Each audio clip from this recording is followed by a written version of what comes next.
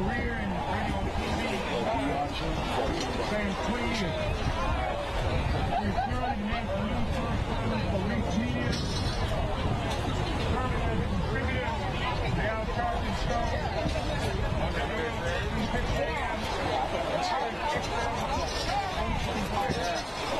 from 1 to 4 p.m. Monday through Friday.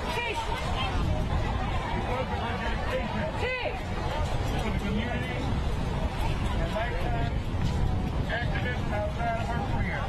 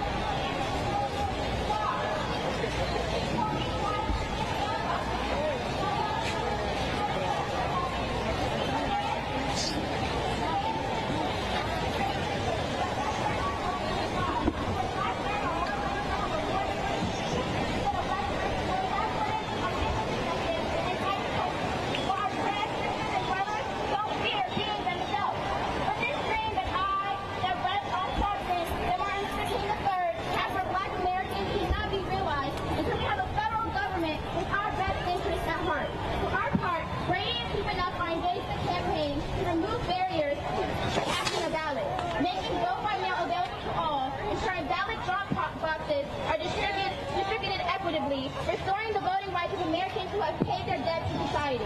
We have so much good trouble to get into. I want to thank the community organizers of National Action Network, and especially their organizer-in-chief, the Reverend Al Sharpton and Martin Luther King III, for the work that they do, not just today, but every day, and giving us a place at the table. As I returned from Louisville yesterday, where Breonna Taylor was brutally killed by LAPD, it is still clear that black women are still unprotected. As I stand here in pain from the aftermath of tear gas and rubber bullets, I realize that black women are still the backbone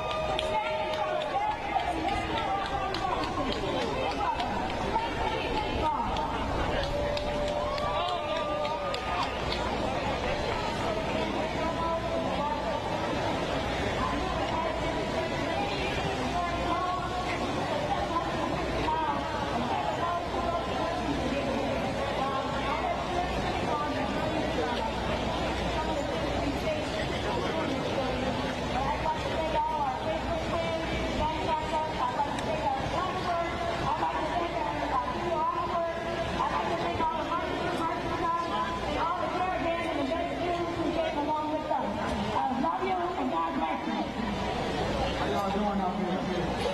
My name is Frank Nitty, all right? You only gave me 2 minutes, so I'm not going to talk about my gun. I'm going to talk about what I came here to talk about, all right? Now check it out. We need to get organized. Every 3 months, a black person gets killed. That should be the only time we talk about that. We need to get organized together.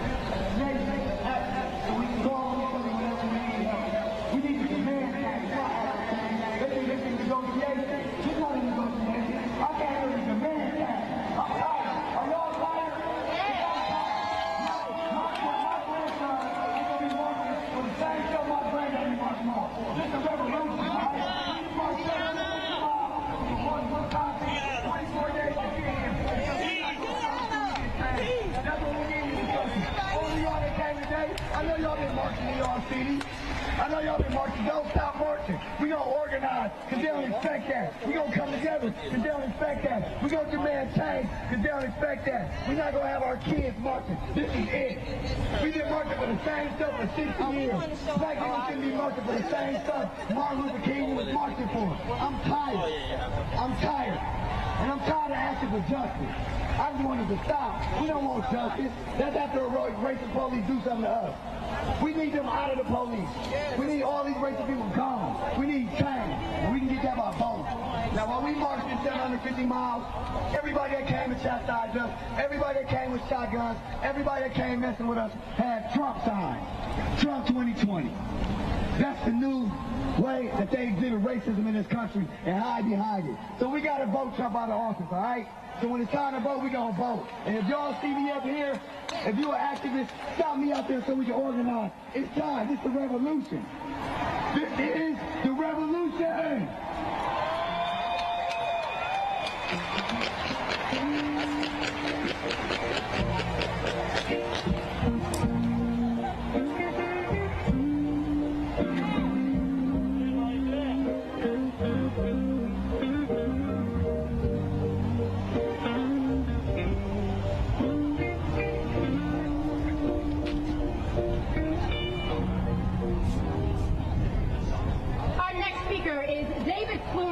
Executive Director of the Black Economic Alliance, the nation's only coalition of business leaders and aligned advocates committed to economic progress and prosperity in the black community, with a specific focus on work, wages, and wealth. Before joining BEA, David led the state and local government relations team at J.B. Morgan Chase & Company. He's a graduate of Howard University School of Law, where he was editor-in-chief of the Law Review, and the University of Albany State University of New York, and sits on the board of the National Urban League. Please welcome David G. Clooney.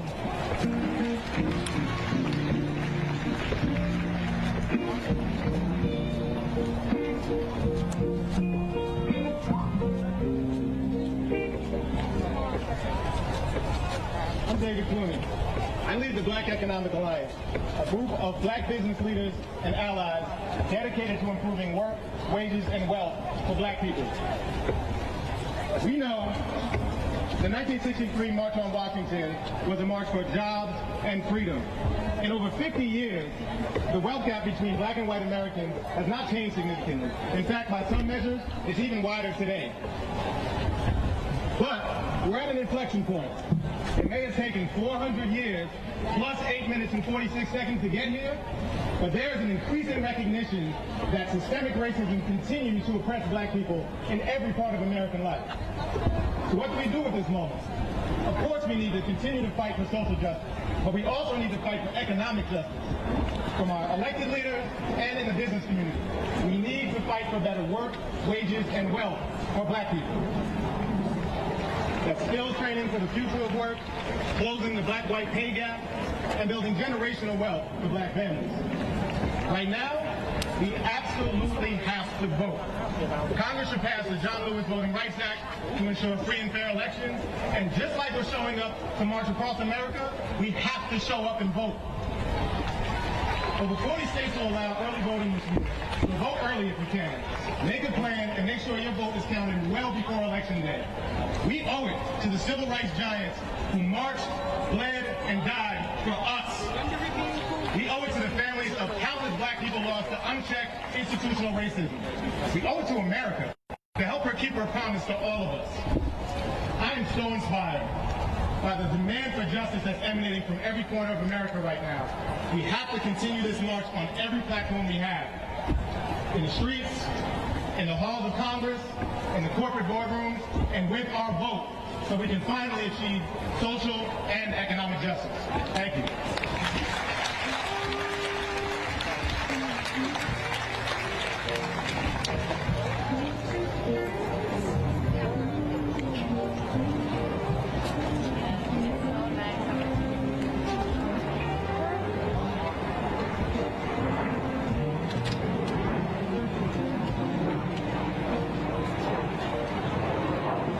Coming to the stage is Portia Taylor. She's a brand builder, music lover, sport bike rider. Portia Taylor is the founder of Black Girls Ride, a magazine and community originally launched as a place for women of color to ride, which has grown to include all women. What inspired her to launch Black Girls Ride was the lack of representation in district jobs when she started riding, especially long distance. When not developing brand campaigns, sitting at the hottest parties, or on her way to go pocket high for shares, Portia can be found rolling in her pink Cabaya. I know I said that wrong. I don't even ride. And always living her best life. Please welcome Portia Taylor.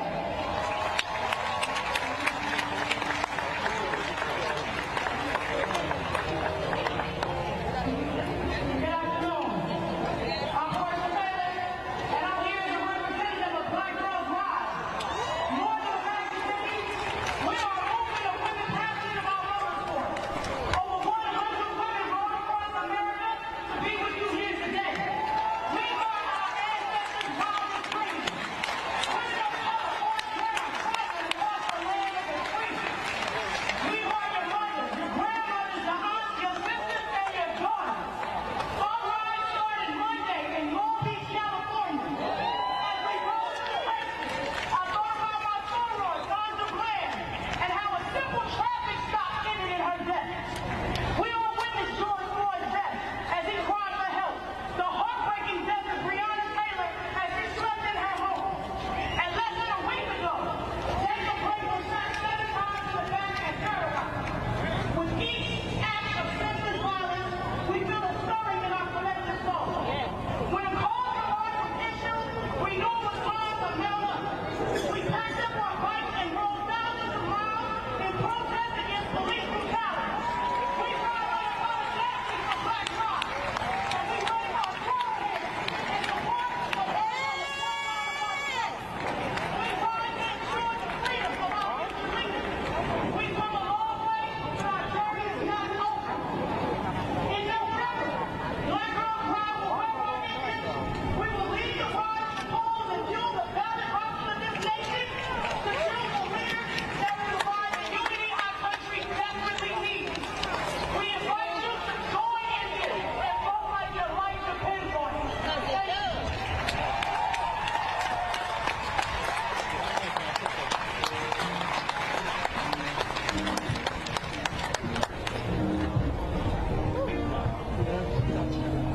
Thank you.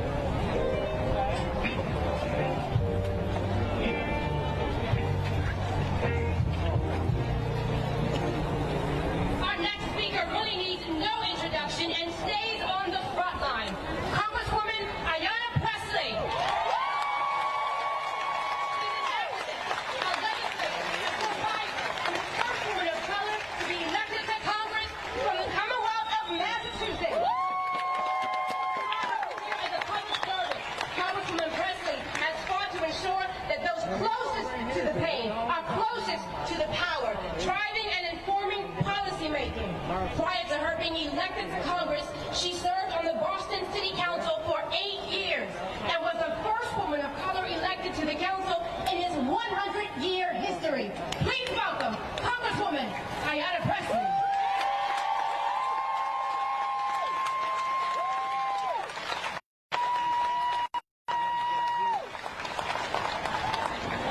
Good morning, beloved. Good morning. Today I am thinking of the ancestors, not just the ones recorded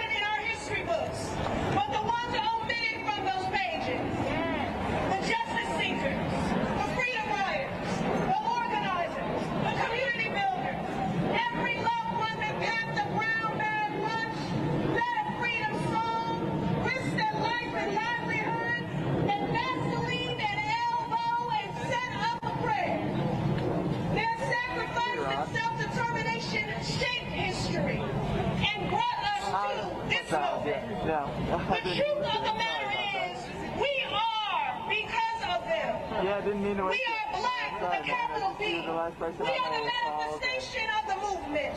We are a symbol of social, political, and cultural progress.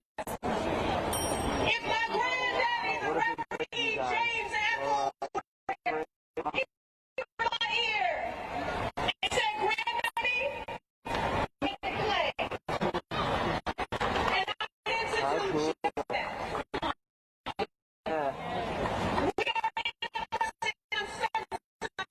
We are state of the nation and the place we make the state of our movement. It is strong. Is possible.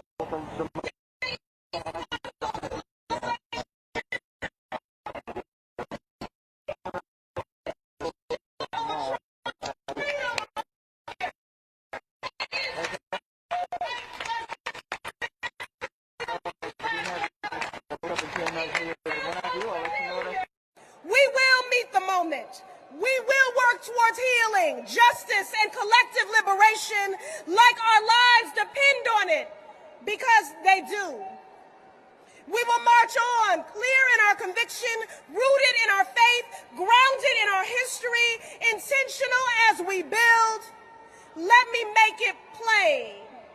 Black lives matter.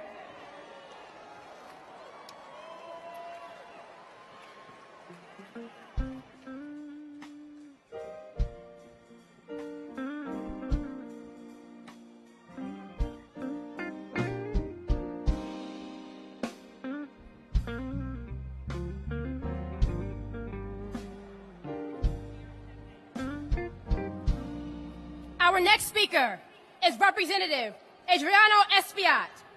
Espaillat proudly represents New York's 13th Congressional District, first elected to Congress in 2016.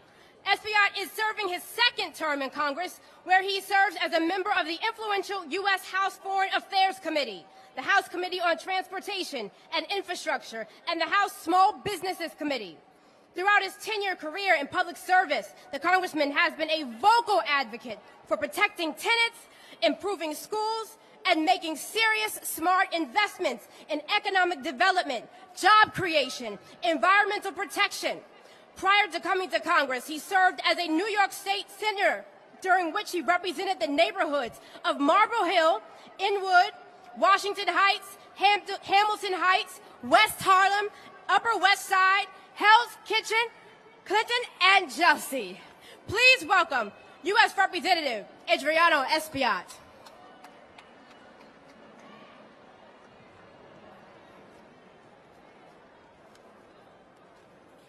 Good morning, everybody.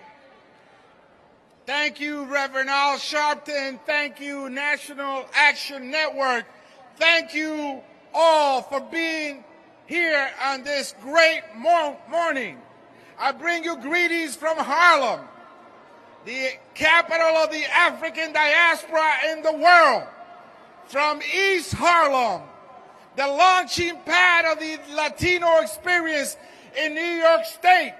From immigrant Washington Heights, Hamilton Heights, Inwood, and working class Northwest Bronx. Over 50 years ago, the great Martin Luther King Jr.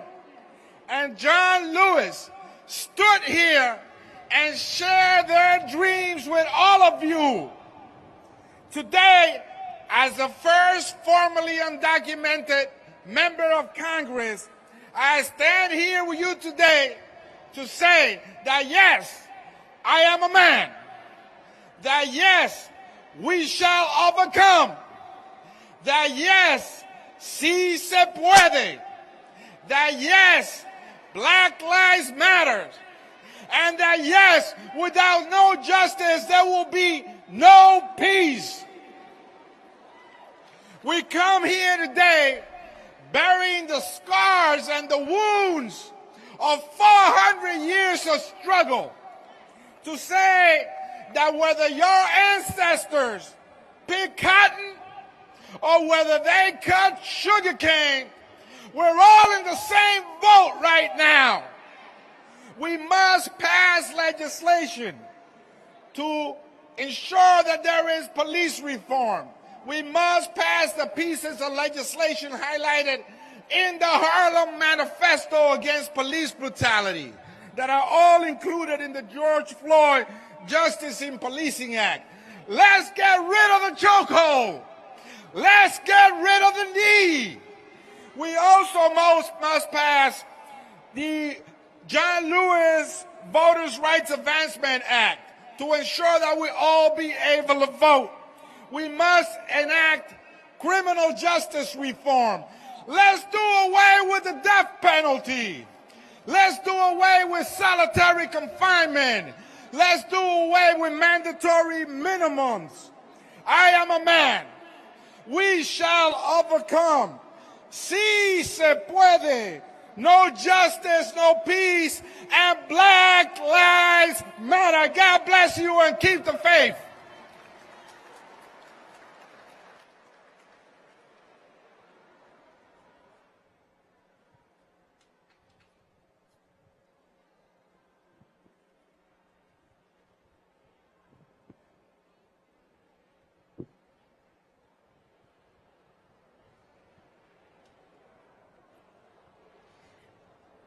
Up next is Representative Charles Booker, a 36-year-old state legislator born in Louisville, Kentucky. He successfully ran for State House in Kentucky in 2018, becoming the youngest African American in the House in more than 90 years, where he fought for common sense gun safety reform, prescription drug cost relief, voter protection and restoration in support of labor unions, for economic justice, against racial injustice, and more.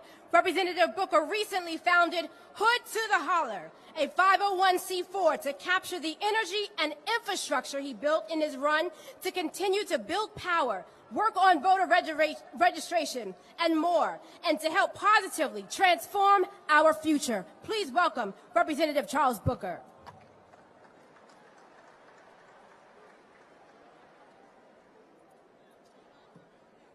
We stand here in the legacy of the dream that Dr. King lifted up, that Whitney Young pushed for, that Mattie Jones fought for, that my granddad Lindsey E. Hearn Sr. demanded. We're here today because we know that dream is not done. Because although they marched for us then, the cries we're hearing across the country right now, from Kenosha to Kentucky, from the hood where I'm from, to the hollers in Appalachia, to everywhere in between, those cries let us know we have more marching to do. And it is in this moment where we must rise up together. Because listen, we are built for this moment. We are on the shoulders of giants, but we must step off of those shoulders and lead ourselves. We are the dream, but we must turn that dream into demands. Demands for real justice. Demands for humanity. Demands for accountability. Demands for an end to poverty. Demands for an end to racism. And I am a living witness as the youngest black state legislator in Kentucky since the first one. And yes, I did stand up to run against Mitch McConnell. I am a personal witness that we are ready for this moment. We're built for the work we must do. And if we come together, all of us, if we stand united, if we march together, if we bend that arc together, there is nothing we can't do. There is no mountain we can't move. And there is no root of racism we cannot pull up. So we got to do it right now. We got to do it yesterday, so we definitely got to do it now. And I stand here as a young man in the legacy of a giant, Congressman John Lewis, who said 57 years ago some words that still ring true right now. We have to lift our voices together and say to America, wake up. Wake up, America. Because we can't stop, we cannot quit, and we cannot be patient. Let's win together. Let's fight together. Let's transform our future. Breonna, I'm representing you right now. Thank you all.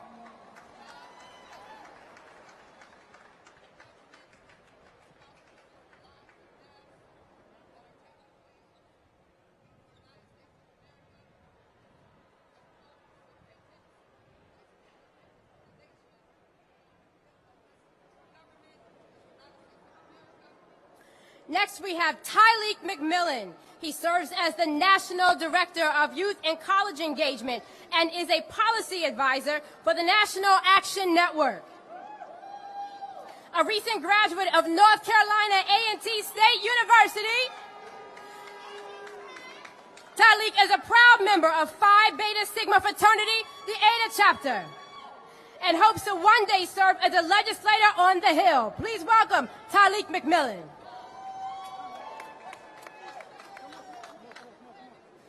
I give honor to the conveners, my boss and mentor, Reverend Al Sharpton, and Martin Luther King III. I also want to recognize the young leaders standing behind me from Nan Youth Huddle and Nan Collegiate. We find ourselves here in the spirit of John Lewis, making good trouble, necessary trouble, because the soul of our democracy is depending on it.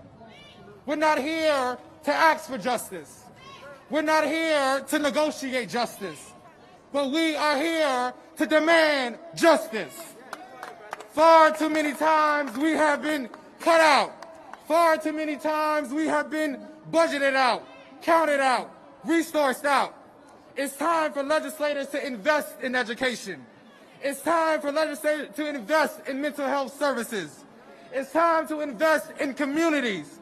And I love my 1891. It's time to invest in historically black colleges and universities. Because we don't deserve just a half a dollar. We don't just deserve the quarter of the dollar, but we deserve the whole dollar. Dr. King spoke about the check that bounced in the Bank of Justice. And we've come to let the teller know at the bank that this check better not bounce. Because we will march and we will fight, because that's what we deserve. In the words of Dr. King in closing, and again, we come to cash the check, a check that is willing to demand the riches of freedom and security of justice. Thank you. No justice. No peace.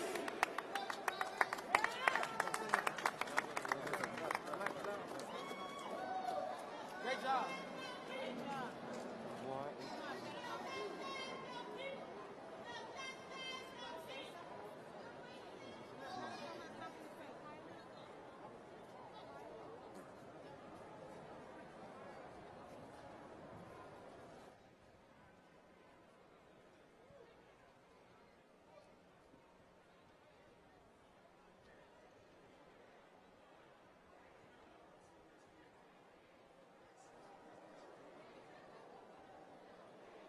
I hear you back there. No justice! No justice! That's just to echo you. Next up, we have Janet Muriga. As someone who has experienced the promise of the American dream firsthand, Janet has devoted her career in public service to opening the door to that dream to millions of American families. As a key figure in the Latino community, she continues this mission as president and CEO of Unidos US, a large national Hispanic civil rights and advocacy organization in the U.S. Welcome her to the stage.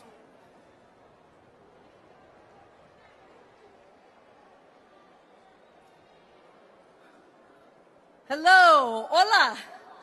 My name is Janet Murguia, and I'm president and CEO of Unidos US, the largest Latino civil rights and advocacy organization in the country. I want to tell you why I am here. I am here because we have stood and always will stand with Reverend Sharpton and Martin Luther King III and our brothers and sisters in the Black community until systemic and institutional racism in our society is eradicated. I am here because 25% of my community is Afro-Latino. So we don't just empathize, we identify with the Black community. I am here because we need law enforcement to get their knees off the neck backs of our Black and Latinx young men. I am here because what we have seen in Kenosha, Wisconsin this week, a man shot in the back and paralyzed, peaceful protesters shot and killed by white nationalist vigilantes as the police have turned a blind eye, and silence from the man who holds the highest office in the land. That is immoral and unacceptable. I am here because our communities are bearing the brunt of a pandemic, both in lives and livelihoods, that is only getting worse yet. I am here because we have in common, what we have in common is far greater than what divides us. As Dr. Martin Luther King Jr. wrote to Cesar Chavez in 1966, our separate struggles are really one, a struggle for freedom, for dignity, and humanity. I am here because we must support the young people of every background here as they rise up, make their voices heard, and tell those of their generation about the America that they want to see. Because we must reject bigotry and hate and insist that our country live up to its ideals and the values that we share. I am here because I am standing on the shoulders of giants like Congressman John Lewis to say, your fight is my fight. Tu lucha es mi lucha. I am here because Black lives matter. Sí se puede. Adelante. Muchísimas gracias.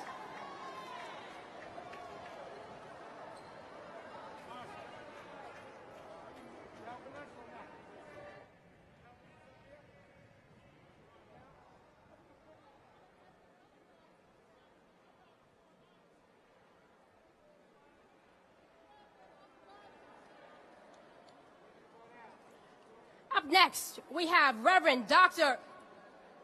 Richardson, who serves on the board of several corporations and national organizations and is currently chairman of the board for the National Action Network. Reverend Dr. W. Franklin Richardson is pastor of the historic Grace Baptist Church in Mount Vernon, New York. He leads the largest African-American church in Westchester County, with a membership base of over 3,000 parishioners. Despite the interaction with U.S. presidents and heads of states, he has made sure to use the power of the pulpit to lift up local issues in the Mount Vernon area and nationwide. Dr. Richardson believes that grace must be at the vanguard of liberation and empowerment of African American people through our Christian faith. Please welcome Reverend Dr. W. Franklin Richardson.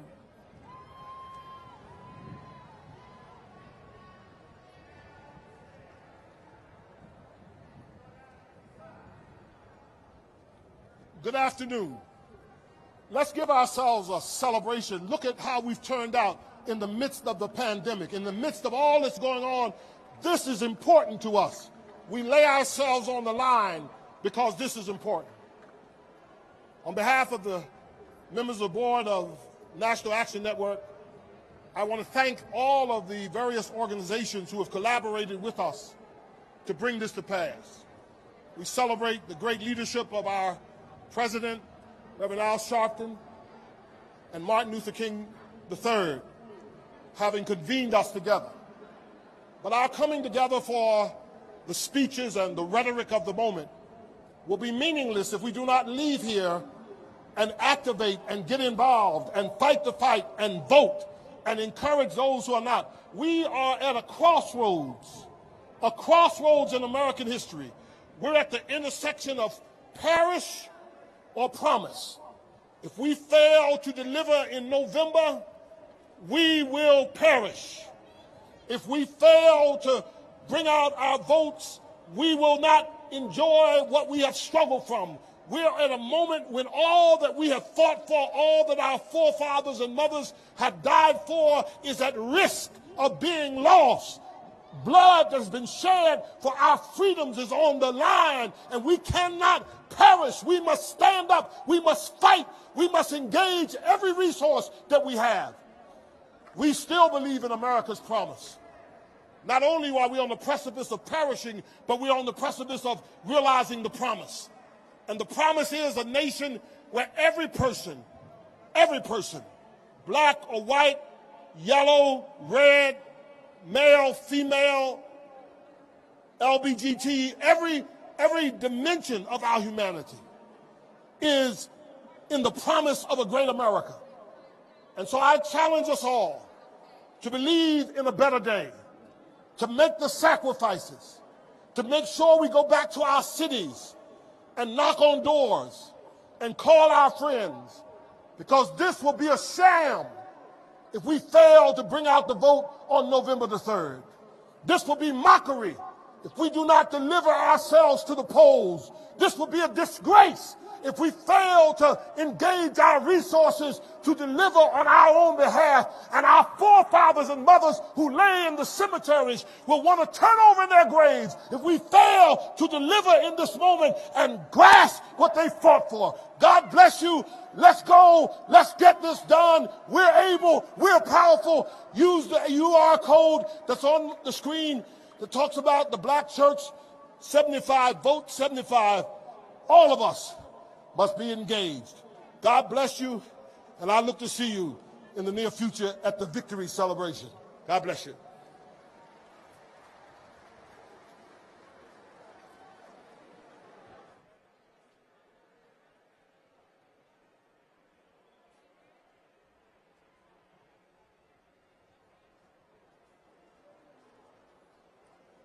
Next up, please welcome civil rights activist Maya Berry. She's the executive director of the Arab American Institute.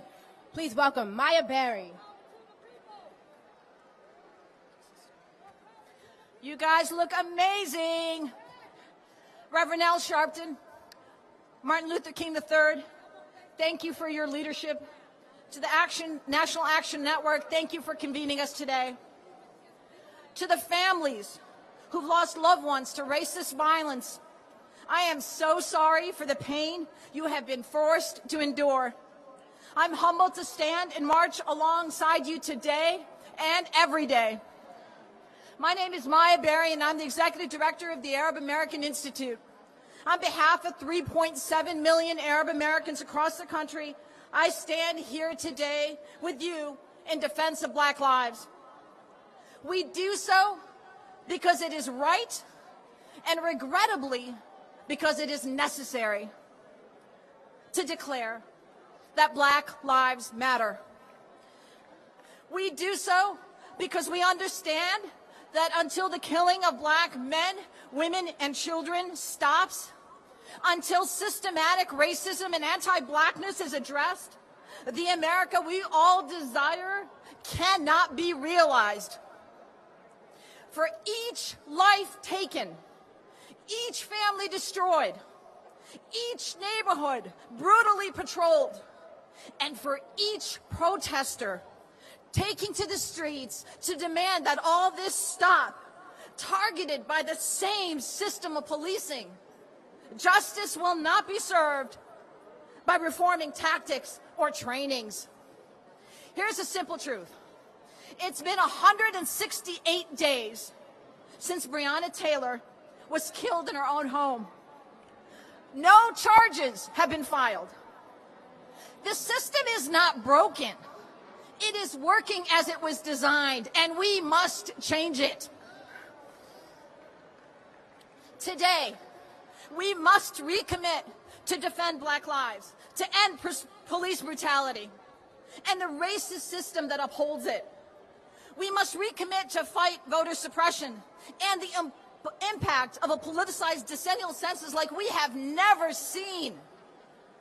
just as the 1963 march and the mass demonstrations in communities across the country shepherded the passage of the Civil Rights Act and the Voting Rights Act, we must not stop until we have secured the passage of the John Lewis Voting Rights Advancement Act, the Khalid Jabara and Heather Heyer No Hate Act, and the George Floyd Justice and Policing Act. Just as matter is the minimum, these important legislative priorities must be where we start. Thank you.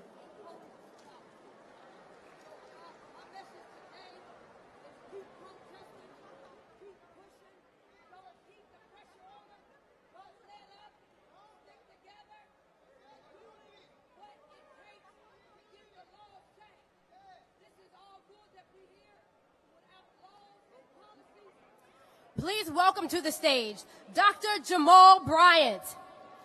He's a visionary, civil rights activist, community organizer. Dr. Jamal Harrison Bryant combines sound biblical teaching, business acumen, and political insight to propel the body of Christ to action and greater levels of faith. His ability to reach across social, economic, and political barriers has helped people not only experience the life-changing gospel of Jesus Christ, but to activate success in their everyday lives. His ministry has become an incubator for entrepreneurs, homeowners, and like Dr. Bryant, is a senior pastor of New Birth Missionary Baptist Church in Lithonia, Georgia. Please welcome Dr. Jamal Bryant.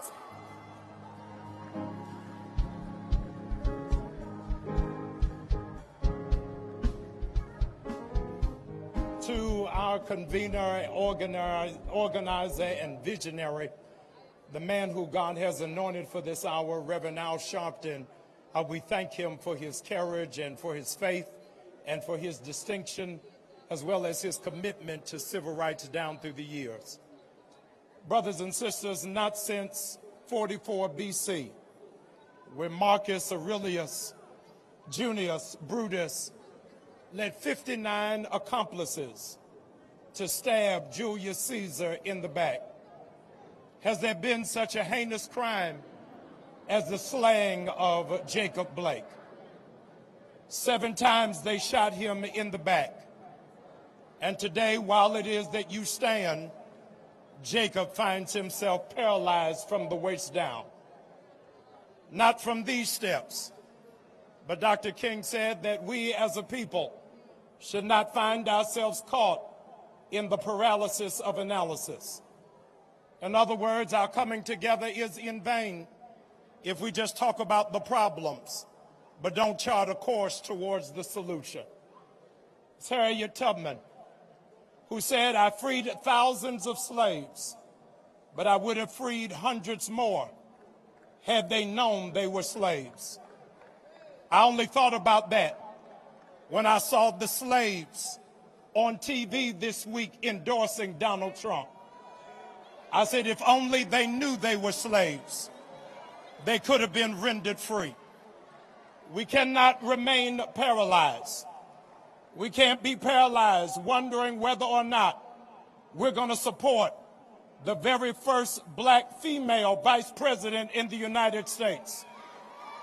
Don't tell me about what it is that she did in the past and you not talk about what she wants to do in America in the future. She wants to make sure that we get rid of privatized prisons, that there are no more mandatory minimums, and marijuana is no longer an illegal substance. We cannot be paralyzed knowing that she graduated just a few miles from here, from the original HU. And those of us who are products of HBCUs, you ought to be making some noise right now, knowing what it can develop and what it can deliver. We cannot be paralyzed. We cannot allow white evangelicals to paralyze us, saying that they cannot support our agenda because they're for pro-life. Don't tell me you're for pro-life and white evangelicals are silent when black people are dying in the street like dogs. We cannot be paralyzed. The black church, you cannot be paralyzed, saying that you're not going to support Black Lives Matter because of 3 fearless black sisters who happen to be lesbian.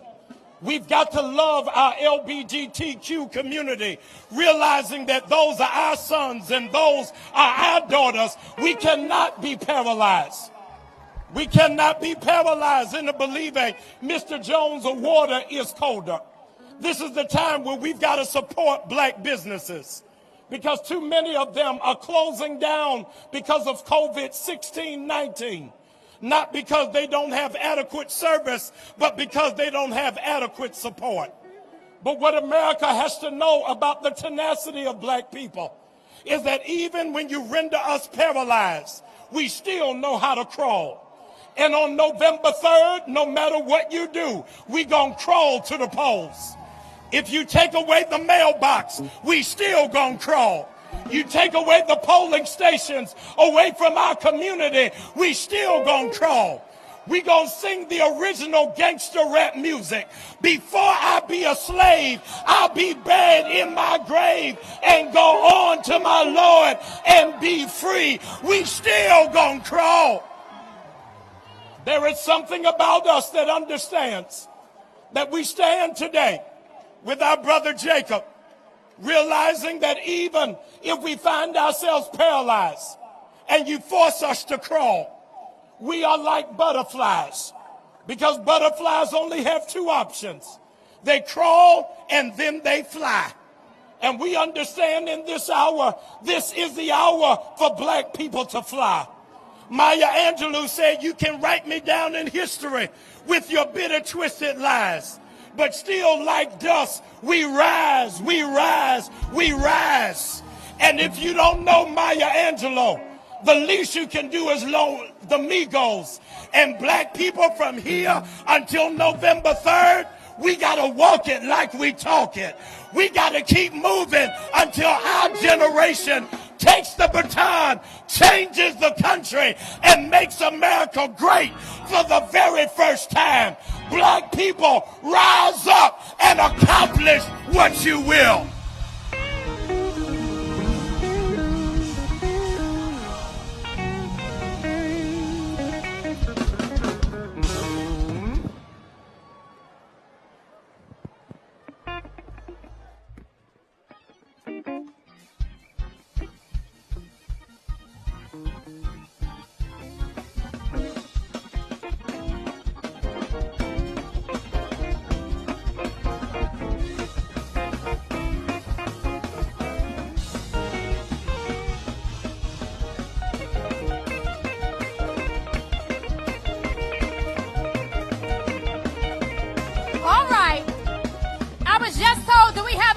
Of mothers from Georgia, are you in the house? Georgia came? All right. Next up, please welcome Congresswoman Sheila Jackson Lee. She is serving her 13th term as a member of the United States House of Representatives. She serves the 18th Congressional District of Texas, centered in Houston, the energy capital of the world, and sits on 3 congressional committees: the House Committee, the Judiciary and Homeland Security Committee, and the crucial Budget Committee. She's the author of the Emancipation National Historic Trail Study Act and the lead sponsor for H.R. 40, the commission to study and develop preparation proposals for African Americans. Please welcome Congresswoman Sheila Jackson Lee.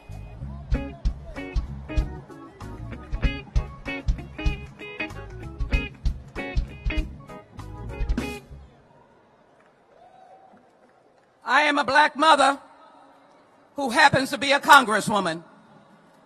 I'm a black mother who happens to understand that black lives do matter every single day of my life. Standing on these historic steps, grabbing onto the history of what the Lincoln Monument means to all of us who have a birthright in this nation to be able to live in dignity, I understand the words of Dr. Martin Luther King, who said that the Negro people have been given a bad check, a check which has come to be marked insufficient funds. Today we stop the insufficient funds and we put money in the bank because we've got to heal this nation. And so I say to you, why we can't wait. Why we can't wait when those assigned to protect and serve are able to grab the t-shirt of a black man named Jacob and point a gun in his black skin and shoot 7 times. Why we can't wait.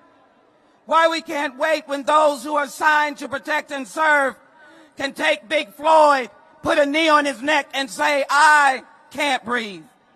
And then we know that we have to change this nation when we have Breonna Taylor, Ahmaud Arbery, Trayvon Martin, Eric Garner, and Michael Brown, and many others. And so today we come to acknowledge that we ask America not to fear us. We ask you not to send tweets that we are attacking you as a mob, because the militia walks around freely and shoots us without anyone's concern. And so we are standing here today to say why we can't wait. We want an America that will stomp out the divisiveness, the intimidation, and the threat. We want a White House who stands as a healer in chief, who understands black mothers' pain and understands your pain. And then, of course, we want to make sure, that as we do this, we know that H.R. 40 is intertwined with the bill I helped write, which is the bill of George Floyd Justice and Policing Act.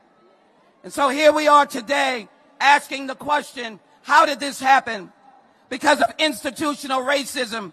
And I am here to tell you that we must have the commission to study and develop, as my brothers and sisters have said, reparation proposals. We must answer the call of institutional racism. We have got to make sure that the social, economic, psychological, scientific, and educational government-sanctioned institutional racism stops right now. And as I told a 12-year-old, as I walked and told Martin Luther King's third daughter, that now today, this attack on us as people of color who died on the battles of warfare, who have died on the streets for civil rights, it will stop today. Thank you, Reverend Sharpton and the National Action Network, for understanding the importance of the Congress with over 150 co-sponsors in the House, passing H.R. 40. We will heal the nation, but we will not stop until the nation knows Black Lives Matter and reparations are passed as the most significant civil rights legislation of the 21st century. Now is the time. Why we can't wait.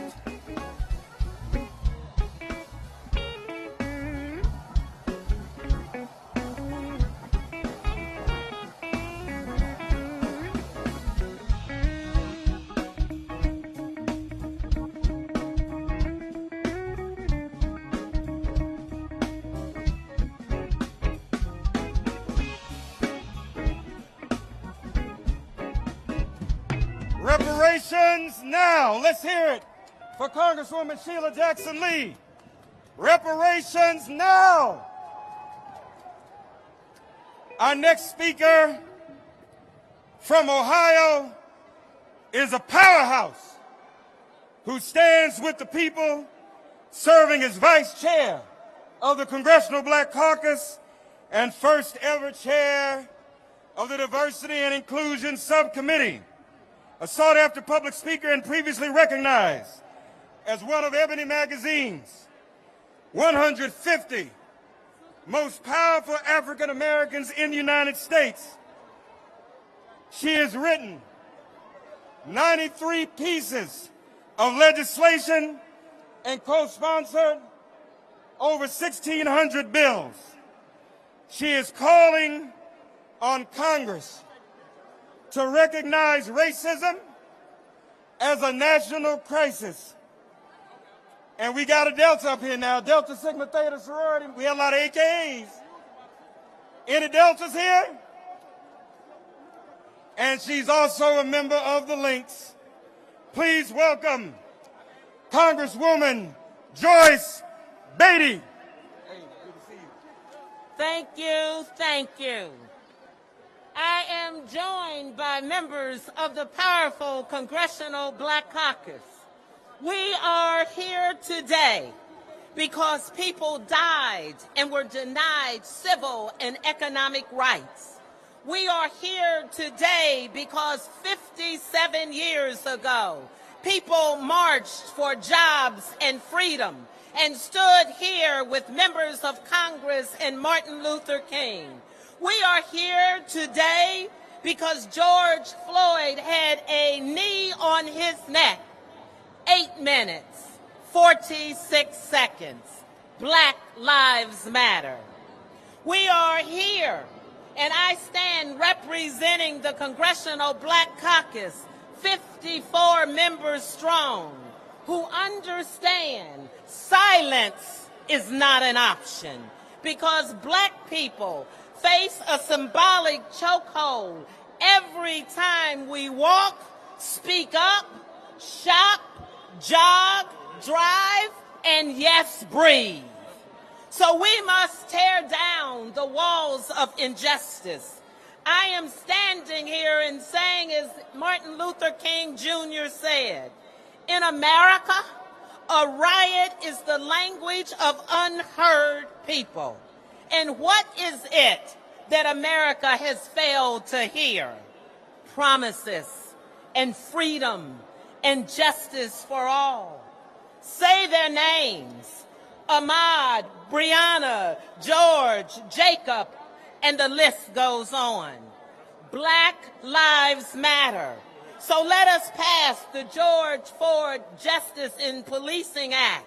No more immunity for officers who looked boldly into cell phone cameras as they kill our brothers and sisters. Mandatory databases. Tamar Rice would have lived to see his 18th birthday. A ban on chokeholds and no-knock warrants. Eric Garner and Breonna Taylor would still be alive today. We are pushing to recognize racism as a national crisis. We are fighting for jobs, housing relief, access to capital, and a reparations bill. No, it was the black men, the brothers of the Congressional Black Caucus, who wrote the First Step Act. Know that it is a powerful black man in leadership who leads the John Lewis voting rights legislation. Demand the Senate to pass the John Lewis Voting Rights Act that restores justice, dignity, and equal access to the ballot box. I say to you, stand with us and stand with the Reverend Al Sharpton and the National Action Network for this march and demanding that we get people registered to vote and that we vote, that we complete our census. Say it with me. Go vote, go vote, go vote, go vote. And let me say, tell them to get their knees off of our necks. Thank you, thank you, thank you. And yes, I'm Congresswoman Joyce Beatty, and I approve this message.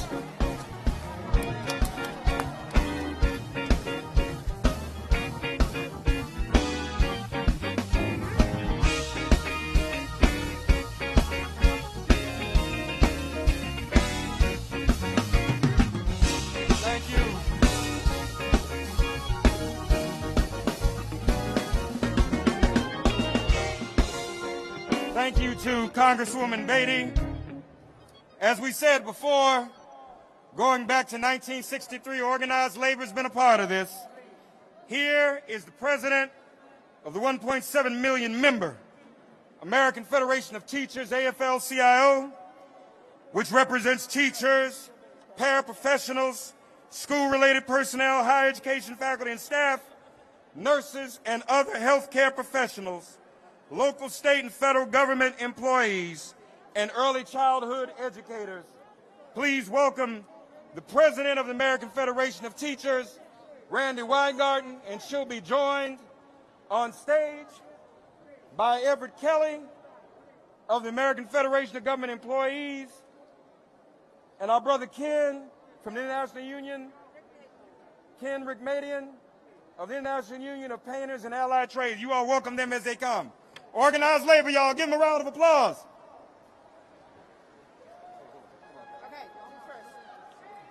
Everett Kelly. Good evening, brothers and sisters. I want to thank Nan and Reverend Al Sharpton, Martin Luther King III, for convening this march. I'm here today to represent 700,000 men and women making up AFGE, American Federation of Government Employees. It is an honor to be here. We are a diverse union. We're from all across the country, all ages, all abilities. We provide every single type of service to the American public. What unites us? Well, what brings us together is one big labor union. FGE, we believe in fairness. We believe in due process.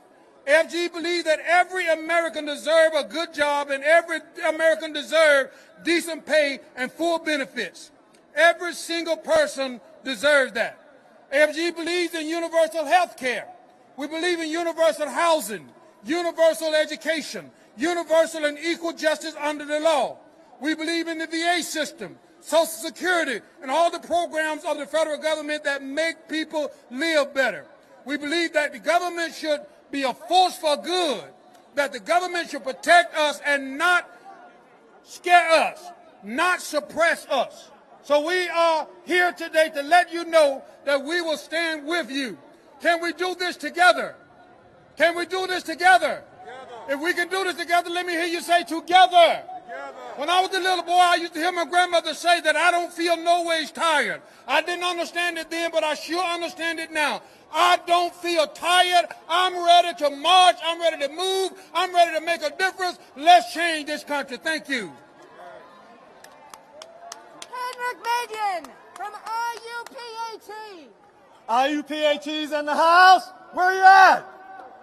Somebody say something. I'm Ken Rickmadian, General President of the International Union of Painters and Allied Trades. We're a building trades union. You may think it's unusual for us to be here, but with me, growing up with a father, with a mother who looked like me, Black Lives Matter, don't they? Black Lives Matter? Black Lives Matter. I stand on the shoulders of my father and all black tradesmen who fought for better wages and conditions. Without their fight, I wouldn't be here today. Recently, we celebrated the 100th anniversary of IUPAT Local 1332. You may not think much about that. That's one of our unions that was a traditional African American union, formed over 100 years ago because they couldn't be in the regular union.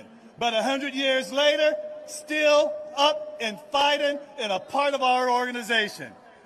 This is an opportunity for us because when I see the street, I don't just see people who look like me. I see America. And this is our opportunity to go forward and our opportunity to grow and our opportunity to have the country that has the vision that we have.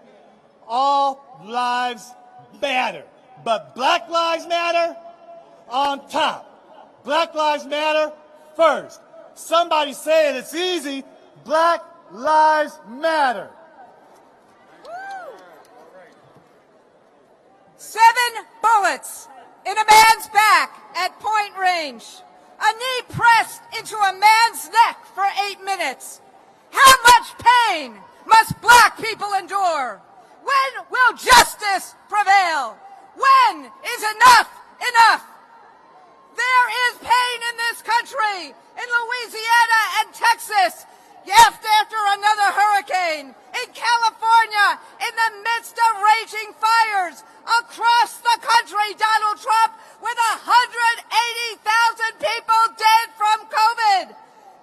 And in so many families' hearts over the shooting of Jacob Blake, there is pain. So, Reverend Sharpton, how many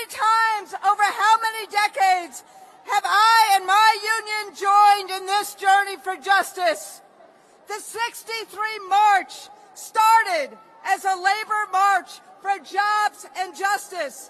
A. Philip Randolph and Bayard Rustin invited Martin Luther King Jr. to speak that day. And King said, "We've come to dramatize a shameful condition." That shameful condition, prejudice, discrimination, economic inequality, has not been cured. It's been metastasized. Underfunded schools, voter suppression, substandard housing, healthcare, and transportation, insufficient wages, high unemployment, discriminatory policing, mass incarceration. Black Americans who, whether from their higher rate of deaths from asthma or from COVID, have been struggling to breathe long before Eric Garner and George Floyd were suffocated at the hands of authorities. Justice and freedom must apply to all. The fight for opportunity and freedom must be all of our fights. And those of us who are white, we need to be real allies, real listeners, and real supporters. My synagogue's credo is the Psalm, and I quote, that the stone which the builders rejected has become the cornerstone. There is room for all of us, but we must call out those who cling so tightly to their privilege that is an oppressive tool against equality. So, my friends, my colleagues, November 3rd is coming. We need to get in good trouble. We need to vote. We need to have hope. We need a president who will sign the bills that the House has passed to make this country more fair, more just, more equal. That is our job this day and every day. Thank you. And then I also, as you all know, need to recognize the Postal Workers Union. All right. No time. Thank you. All right. Here's for organized labor. Let's hear it for organized labor. Give them a round of applause. No time for them to speak, but the Postal Workers Union is in the house. Pray for our postal workers. Our next speaker in the Obama administration served as Assistant Attorney General for Civil Rights, Secretary of Labor, and now today he is the chair of the Democratic National Committee. Our friend and brother, please welcome Tom Perez. All right. Good afternoon. Thank you, Reverend Sharpton and Martin Luther King III, for your extraordinary leadership. Thank you to the National Action Network. Folks, I live in Maryland. We lost a remarkable person last year when my fellow Marylander and mentor Elijah Cummings passed away. And before he passed away, he reminded us all of our civic duty. He said, "When we're dancing with the angels, the question will be asked, what did we do to make sure we kept our democracy intact? Did we stand on the sidelines and say nothing? Or did we fight back? Did we fight back for justice? Did we fight back for equality? Did we fight back for black lives?" By being here today, you are answering all those questions with a resounding yes. We are all fighting back. But our fight cannot end here. Just as we march to this mall, we must march to Congress, to the United States Senate in particular, to demand passage of the John Lewis Voting Rights Advancement Act and the George Floyd Justice in Policing Act. Just as we march to this mall, we must march to the ballot box or the mailbox to demand the leadership we deserve. And we must exercise the right that protects all others, the right to vote. As you well know, our nation is hurting right now. Our African American communities are hurting. We're hurting from a pandemic that has taken 180,000 lives, hurting from an economic crisis that has cost millions of jobs, from a climate emergency that threatens the air we breathe and the water we drink, hurting from an epidemic of violence and racism, a cancer of the soul. We're hurting from a knee on their neck, a bullet in their back, hurting from leadership that treats them like their lives don't matter. President Lincoln, you would not recognize today's Republican Party. Our African American brothers and sisters are not alone. Dr. King spoke of the inescapable network of mutuality. In this moment of crisis, so many Americans are bound together in the mutual struggle for justice, dignity, and opportunity.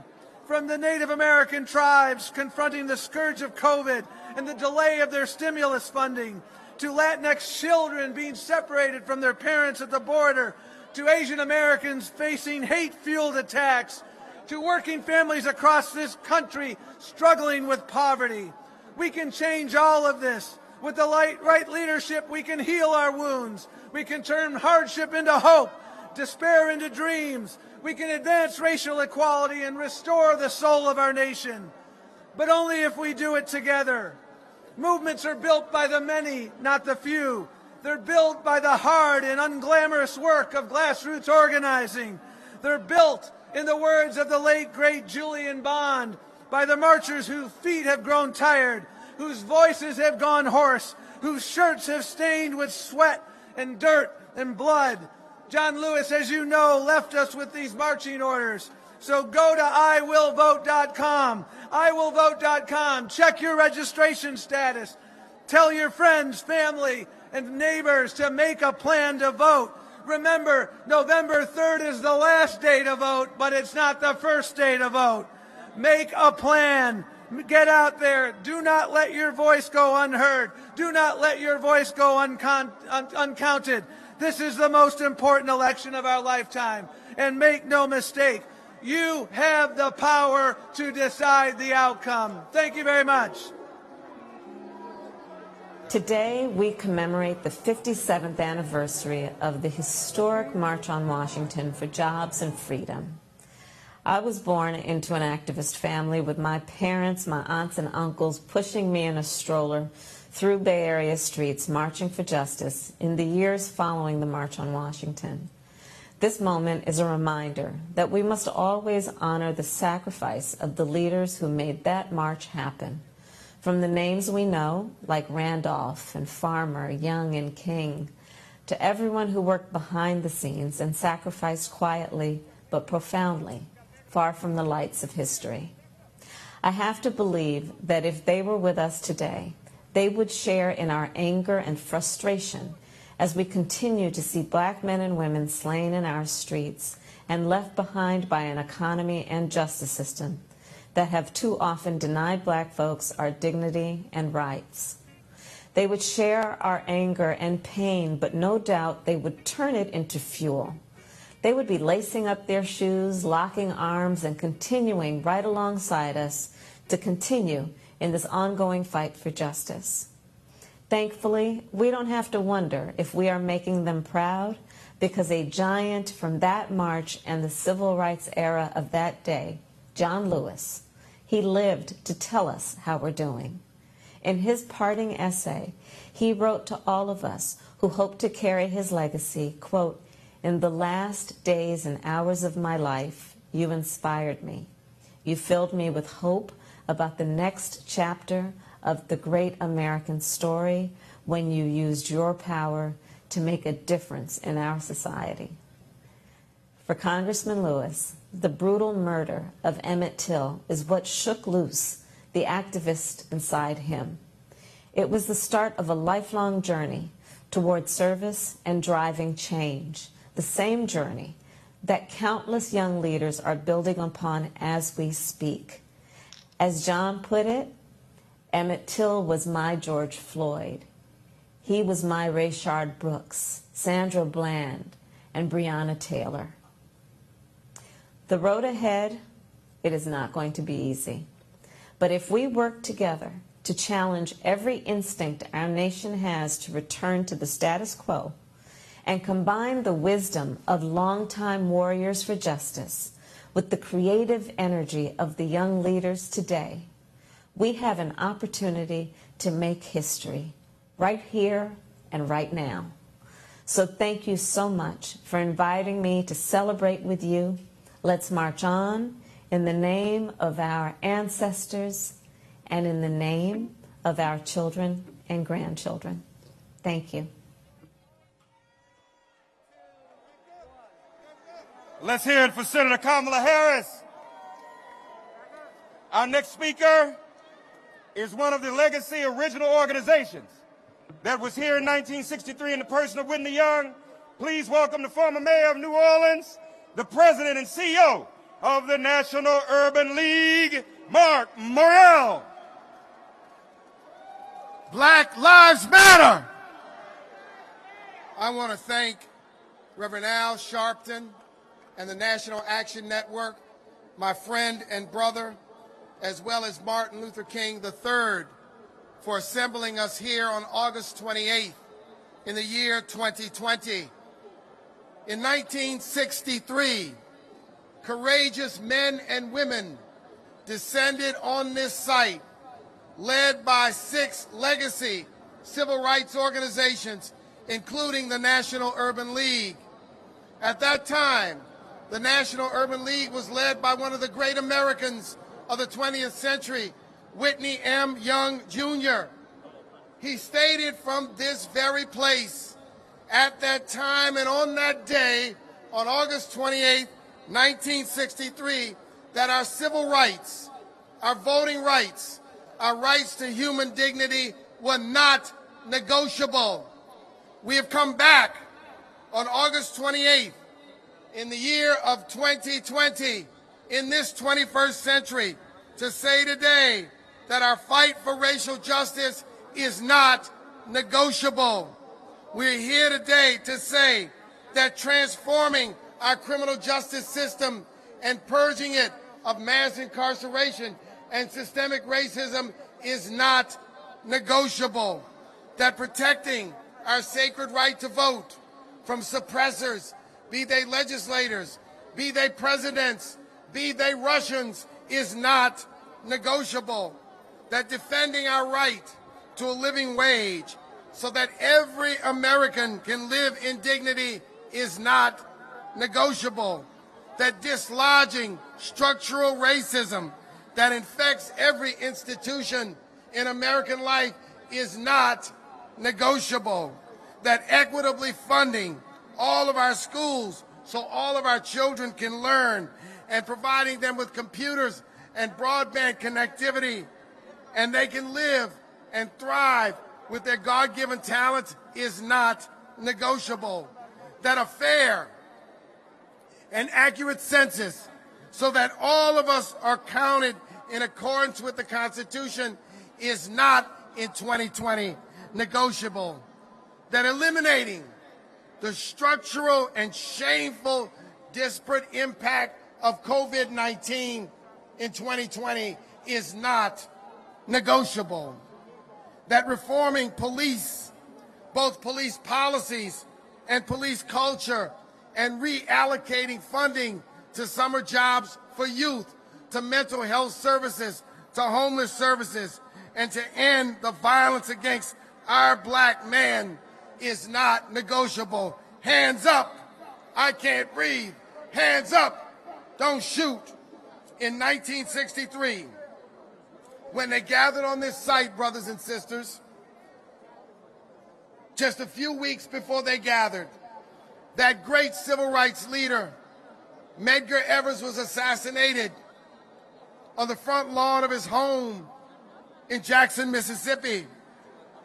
At that time, they were fighting a poll tax, a literacy test, I should say, that did everything possible to prevent us from voting. In 2020, we come here when the very success of 1963, the Voting Rights Act, has been gutted by the Supreme Court. We come in 2020 where Jacob Blake and George Floyd and Eric Garner and Tamir Rice and Trayvon Martin and Sandra Bland and too many black men and women, Breonna Taylor, have died or been disabled at the hands of the police. So we're here to make some demands. Number one, we want the George Floyd Justice and Policing Act to pass now, not tomorrow, not next week, not next year. Say it, pass the George Floyd Justice and Policing Act. Number two, we want to pass the HEROES Act. Number three, we want to pass the John Lewis Voting Rights Advancement Act. And number four, we want to pass H.R. 40 to look at reparations in this country. November 3rd, we will vote. So we're going to vote. If we have to go by might or try or we have to walk, if we have to run, if we have to, we will vote.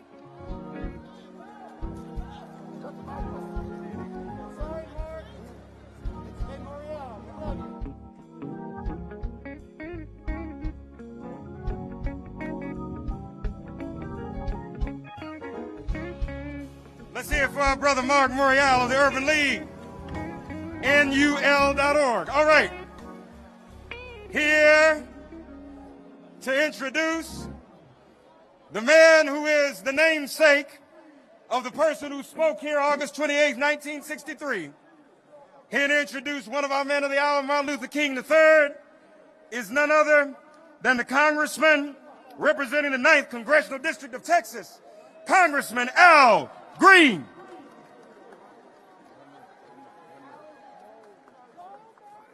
Thank you, everyone. It is now my honor to introduce a man whose name is synonymous with the civil rights, human rights movement. A man whose father stood here 57 years ago. A man who followed his father's footsteps, and I was there with him to India where he traced the steps of Gandhi. A man who understands that this is a full-time job. He's not a part-time freedom fighter. He's not an everyday freedom fighter. He's an all-the-time freedom fighter. I'm here to introduce a man who's a Morehouse graduate, a man who knows what it feels like to suffer the pains associated with the human rights movement. When he lost his father at the age of 10, he could have given up, but he didn't. He stayed in and he has fought the good fight. I'm here to introduce the Honorable Martin Luther King III. Would you show him some love, please? If you believe in liberty and justice for all, stand up and show him some love. If you believe in government of the people, by the people, stand up and show him some love. Show Martin some love. Show his father some love, his mother some love, his wife Andrea some love, his daughter Yolanda some love. Show them some love. God bless you. God bless the King family.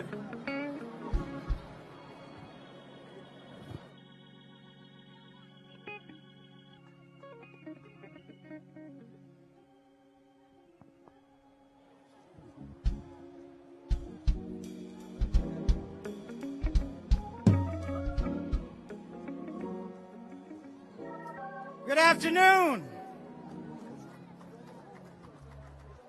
I am so honored to be here.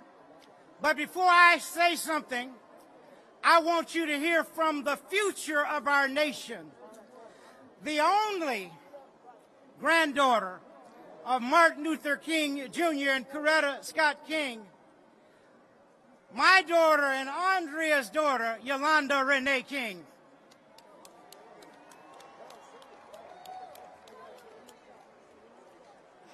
Should I relay this? Okay. Some of you may remember that 2 years at the March for Our Lives, I said, spread the word. Have you heard? All across the nation, we are going to be a great generation.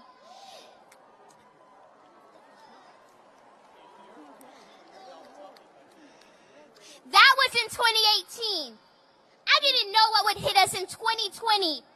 A pandemic that shut our schools and put our young lives on hold. More killings of unarmed black people by police. Attacks on our right to vote. The worst economic crisis since the Great Depression that we learned about in school. And more extreme weather than ever before. But great challenges produce great leaders.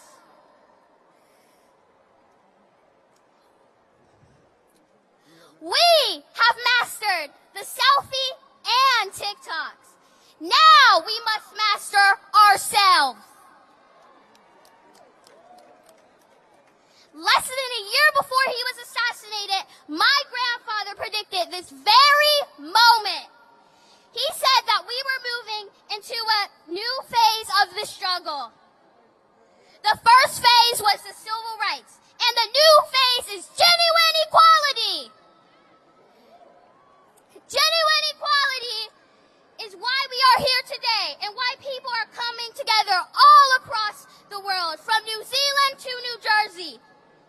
He said that we must not forget the days of Montgomery. We must not forget the sit-ins movement. We must not forget the freedom rides, the Birmingham movement, and Selma. Papa King, we won't!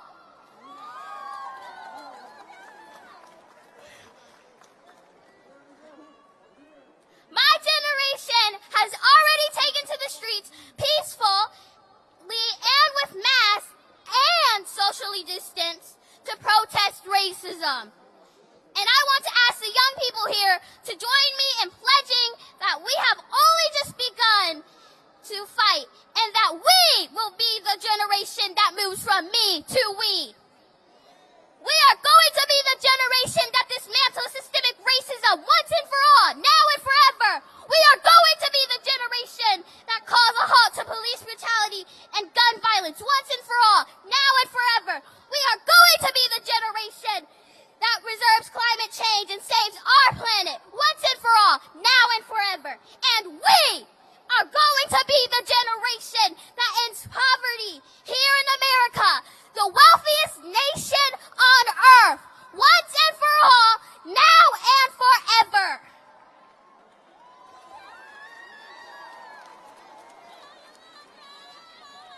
We are the great dreams of our grandparents, great-grandparents, and all our ancestors.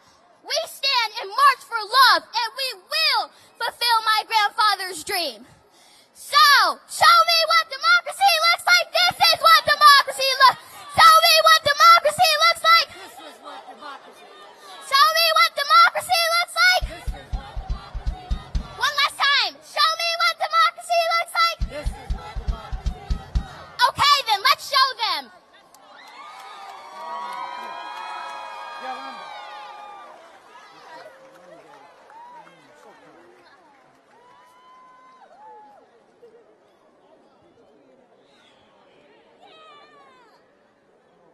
A proud dad. Let me thank God that we've been able to assemble today, and to thank Reverend Sharpton and the National Action Network and all of the conveners that actually are here today, and most of all, these families that have been impacted by police brutality and misconduct. So we've come to bear witness, to remain awake, to remember from where we've come, and to carefully consider where we're going. Whether you're here in person, online, or watching on MSNBC and other networks, thank you for joining us for this March on Washington. Together, we are taking a stand, and we're taking a giant step forward. Let me also thank Al Green for the very, very warm introduction, my dear friend. But we're taking a step forward on America's rocky but righteous journey towards justice. August 28th is a day to remember the triumphs and tragedies that have taken place in our historic struggle for racial justice. Today, we commemorate the March on Washington to Jobs and Freedom in 1963, where my father declared his dream. But we must never forget the American nightmare of racist violence exemplified when Emmett Till was murdered on this day in 1955, and the criminal justice system failed to convict his killers. 65 years later, we still struggle for justice, demilitarizing the police, dismantling mass incarceration, and declaring and determinedly as we can that Black Lives Matter. In our struggle for justice, there are no permanent victories.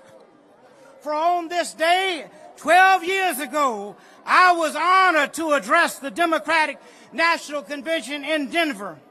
And on that night, in that evening in the Mile High City, our spirits were soaring as the Democrats nominated Barack Obama, who would go on to become the first African-American president of these United States.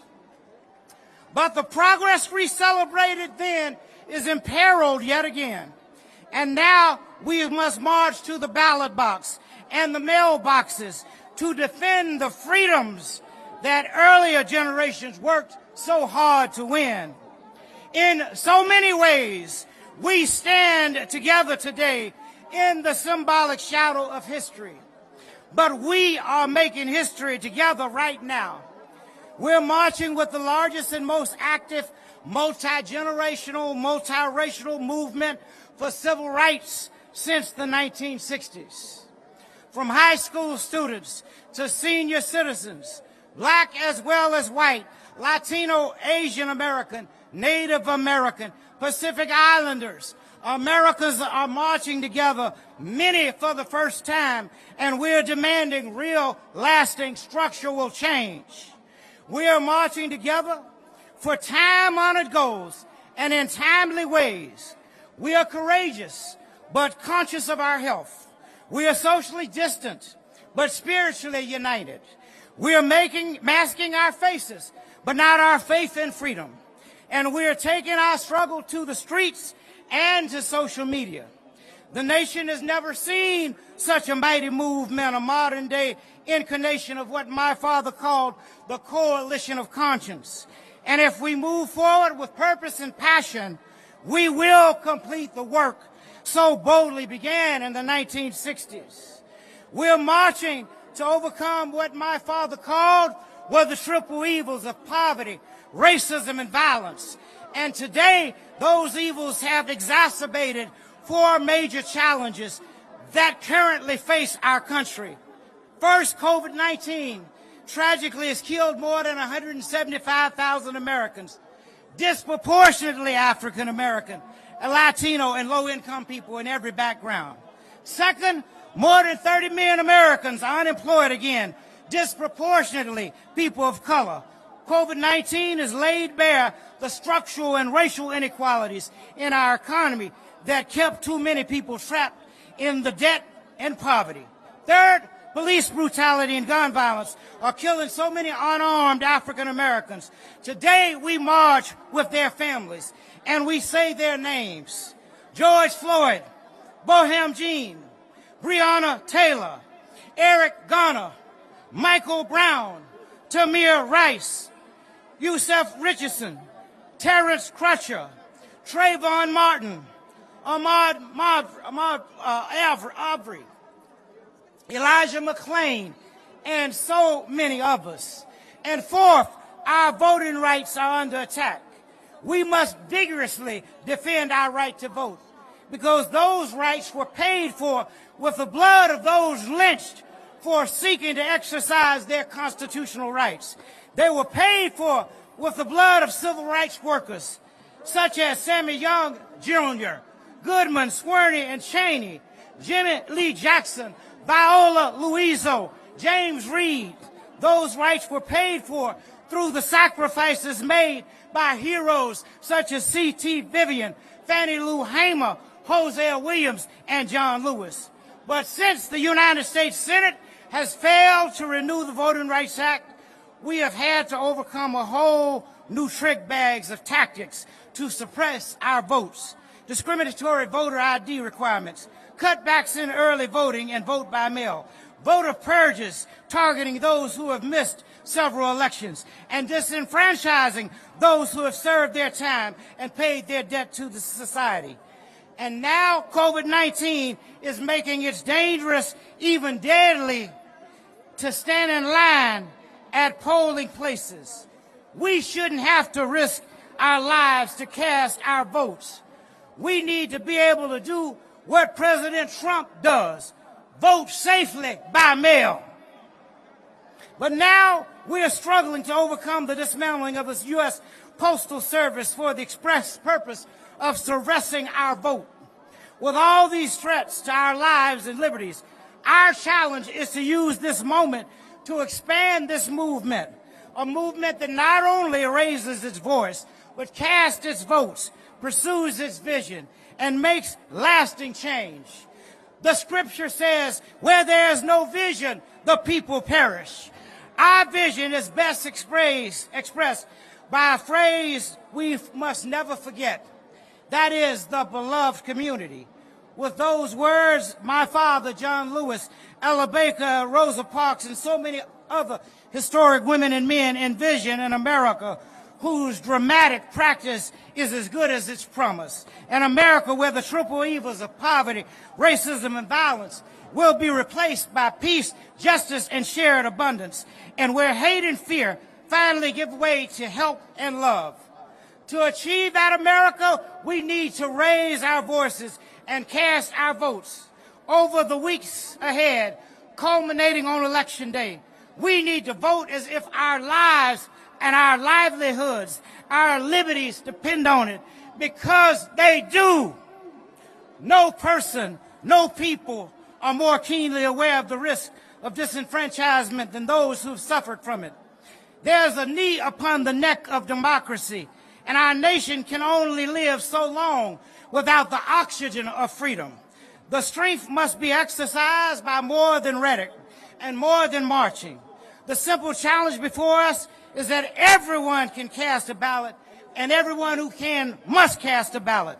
And that ballot that is cast must be counted, and the result must be transparent and known to the whole world. And so today, I can call on everyone with the means to drive people to the polls, to make a plan for yourself, for your family and your neighbor, for those organizations and companies that care about democracy. I call on you today to offer your resources and your capacity to make sure every ballot is counted. If our forefathers were willing to die for the right to vote, we can work for the right to vote, and I will continue to call on you to act in the coming days. You know, my father was assassinated in Memphis, Tennessee, while standing in solidarity with poor working people, sanitation workers, whose slogans, "I am a man," was a statement that they were human beings with rights that should be respected and acknowledged. They were asking for safe working conditions, for a living wage, for recognition of their union, and for human dignity. They summed up their struggle with those 4 words, "I am a man." That simple but powerful slogan impairs movements today, from Black Lives Matter to Fight for 15 and to the Me Too struggle against sexual harassment and abuse. Movements of marginalized Americans are still trying to claim the dignity they've been denied. Martin Luther King Jr. fought for the dignity of work, and that fight is never ending. In 1963, the March on Washington demanded jobs and freedoms. In 1968, the Memphis sanitation strike workers that demanded, and the Poor People's Campaign insisted that working people should not live and labor in poverty. Those fights foreshadowed our struggle today to make the minimum wage a living wage, not a poverty wage. And we are fighting alongside the frontline workers, sanitation workers, healthcare workers, grocery workers, transport workers, food service workers, and so many more. They are praised for being essential, but they are treated as if they're expendable. While standing with sanitation workers in Memphis, Dad said, So often we overlook the work and the significance of those who are not in professional jobs, of those who are not in the so-called big jobs. But let me say to you tonight that wherever you are or whenever you are engaged in work that serves humanity and is for the building of humanity, it has dignity and worth. Now we have a president who confesses greatness with grandiosity. But my father knew better. Everyone, he said, can be great because everyone can serve. He understood the human yearning for recognition. And in his famous speech, he explained that everyone wants to be a drum major, the leader of the marching band. And he challenged us to channel our drum major instinct into becoming drum majors for justice. While we honor our history, we must be a living movement, not a monument. If Dad were here today, I'm sure he would implore us not to deify him or selectively quote him when convenient. He would want us to be drama majors for justice, to champion the ideals he promoted, racial justice, social equality, and peace. And he would gently but intently challenge us not to dwell upon the past, but to live and labor in what he called the fierce urgency of now. So if you're looking for a savior, get up and find a mirror. We must become the heroes of the history we are making. And us means all of us. In 1963, after my father spoke, Bayard Rustin, the architect of the march, asked the participants to join in demanding that Congress pass strong civil rights and voting rights laws. More than half a century later, we must demand that the United States Senate stop blocking passage of the George Floyd Justice in Policing Act and the John Lewis Voting Rights Restoration Act. And so when we conclude today, let's remember that this is the commitment march in the spirit of 1963. I ask you to join me in pledging to act in three ways. First, because our civil and human rights are at stake in this election, I ask you not only to register and vote, but make sure that at least one other person registers and votes. Second, I ask you to commit to service and struggle in your community, from voter registration to raising the minimum wage, to demilitarizing the police. Get involved with one or more of many worthwhile struggles in your community. And third, I ask you to pledge, as my father and John Lewis did, to get into good trouble and do it nonviolently. Remember that in the fight against injustice, nonviolence doesn't mean passive acceptance. It means peaceful resistance. We must come together and join with the Black Lives Movement to raise our voices and say enough is enough. We must come with the Poor People's Campaign, the Climate Change and Environmental Justice Movement, the Women's March and Me Too movement, the Parkland students and March for Our Lives, and say enough is enough. Martin Luther King Jr. famously said that the moral arc of the universe is long but bends toward justice. But he was also the first to say that it doesn't bend on its own. We must do some work ourselves. In the final year of his life, he wrote in his last book, "Where do we go from here, chaos or community?" Well, my sisters and brothers and dear friends, in this defining moment for our history and our country, we must answer Dr. King's question. Will our answer be chaos or community? I believe some have chosen the answer with chaos, including the current occupant in the White House today. But we who believe must choose community, because if we choose community, we can avoid watching the dream turn into a permanent nightmare. If we choose community, 50 years from now, people will say that we were able to redeem the soul of America and begin to fulfill the promise of democracy by systematically eliminating systematic racism and exploitation. My friends, if we choose community, we will be able to answer in the affirmative to the scripture. Here comes that dreamer. Come, let's slay him, and we shall see what will become of his dream. Finally, this afternoon, I want to say to you not only do I come as a protester, but I come as a victim. My daddy was killed when I was 10 years old. Gunned down, you know that, by assassin's bullet. Some of you know, but may not know. 6 years later, my daddy's mother, my grandmother, was gunned down in the church while praying the Lord's Prayer. So I understand what it means to lose a loved one. But I'm so thankful that my grandfather and my mother and my aunts and uncles taught me about love, because Granddaddy used to say, I refuse to allow any person to reduce me to hatred. The man that killed my lovely wife and the man that killed my son, I refuse to allow them even to reduce me to hatred. I love everybody. I'm every man's brother. If we're going to resolve these issues in America, we've got to come together. Dad talked about it in that sermon, Levels of Love. He talked about all of them. I'm only going to talk about the highest level of love. That love that seeks nothing in return. That love that is totally unselfish. You love someone if they're young, you love them if they're old. You love them if they're black, you love them if they're white. You love them if they're Native American. You love them if they're Hispanic or Latino American. You love them if they're African. You love them if they're Asian. You love them because you know that God calls you to do that. And if we're going to resolve all of these conflicts and crises in America, we got to find a way to do it in love. Thank you, and God bless you. And let's keep on keeping on. Hello, 57th March on Washington. I'm Joy Ann Reid from MSNBC, and I wish that I could be there with you today, as Reverend Al Sharpton is my colleague, my friend, my off-the-record pastor, and my big brother. I arrived in East Flatbush, Brooklyn, New York in 1986 at age 18, having left when I was 2. It was an era when Black Lives Matter meant Michael Griffiths, Yusuf Hawkins, Sean Bell, Amadou Diallo, Patrick Dorisman, and Gavin Cato. It meant the Central Park Five and the replacement of New York City's first black mayor, David Dinkins, with Giuliani time.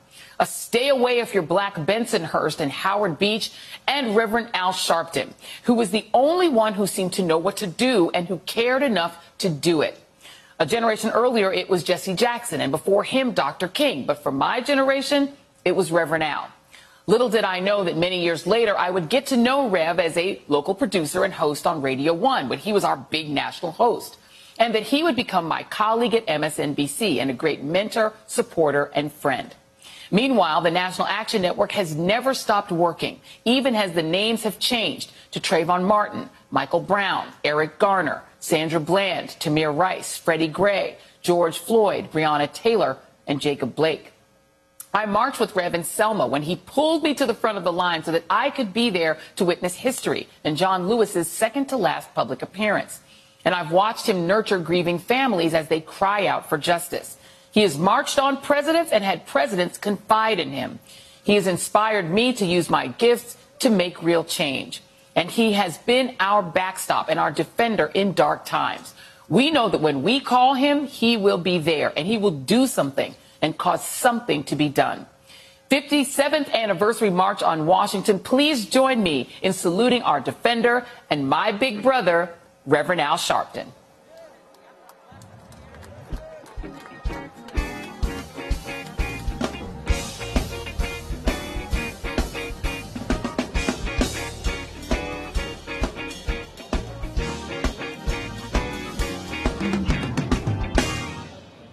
No justice.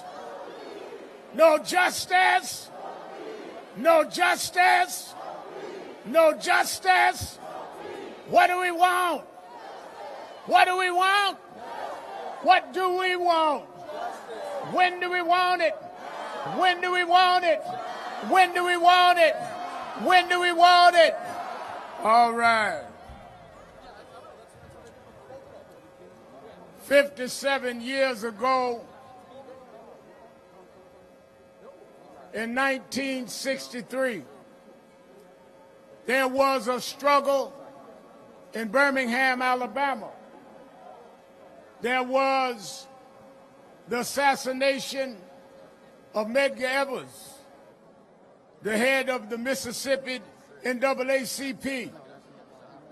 In the middle of struggle and murder, they came to Washington to demand that the federal government give them a Civil Rights Act and voting rights.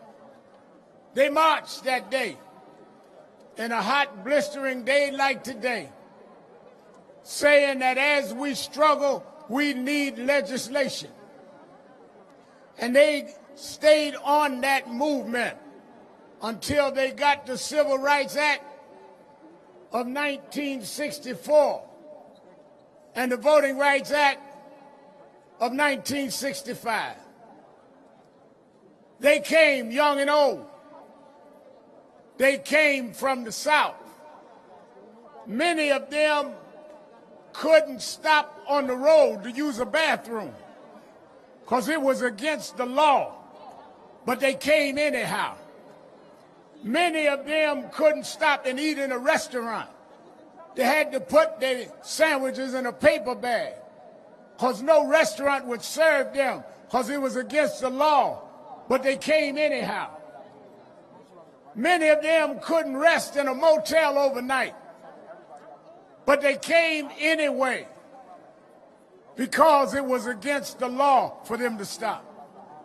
Because they came in '63, we were able to come back in 2020, riding whatever we wanted to ride, stay in whatever hotels was available. They opened the door for us, but there's still some doors we have to open and some people we've got to straighten out. 2020.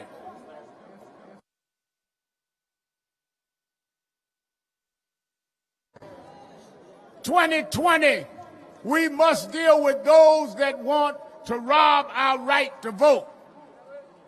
And even though we are here in the midst of a pandemic, socially distancing, telling y'all to distance, and I'm keep saying spread out, we want to come to show with our bodies that enough is enough.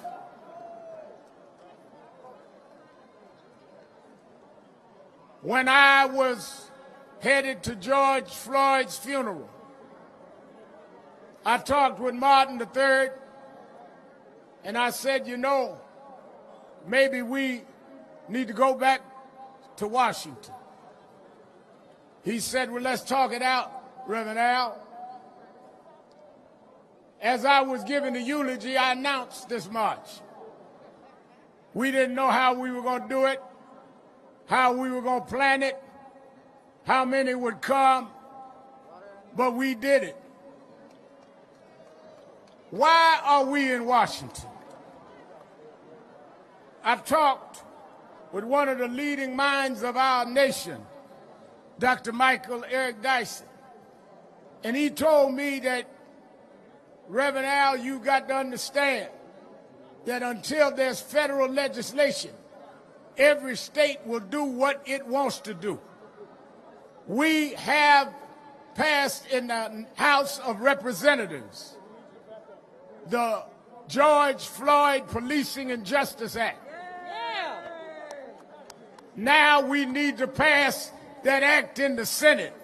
We need Mitch McConnell and the U.S. Senate to meet on the George Floyd Policing and Justice Act, or we're going to meet you senators at the poll in November 3rd, whether we got to mail in, walk in, ride in, crawl in.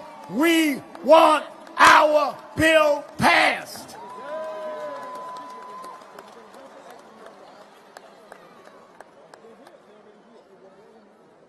Several weeks ago, John Lewis, an outstanding congressman, made his transition. Last time Martin and I were here, he was with us, John Lewis. He and Reverend Hosea Williams and Amelia Boykin were beaten on the Edmund Pettus Bridge, tear-gassed, that led to the Selma to Montgomery March that got us the right to vote. And that right lasted till 2000. and 13, when they took and gutted out the middle of that bill, taking away the map. Well, we come to Washington saying, how do you memorialize John Lewis and allow the bill that he stood for us to die? We want the John Lewis Voting Rights Bill for the Congress. So we didn't just come today to have a show. Demonstration without legislation will not lead to change. We didn't come out and stand in this heat because we didn't have nothing to do. We come to let you know, if we will come out by these numbers in the heat and stand in the heat, that we will stand in the polls all day long.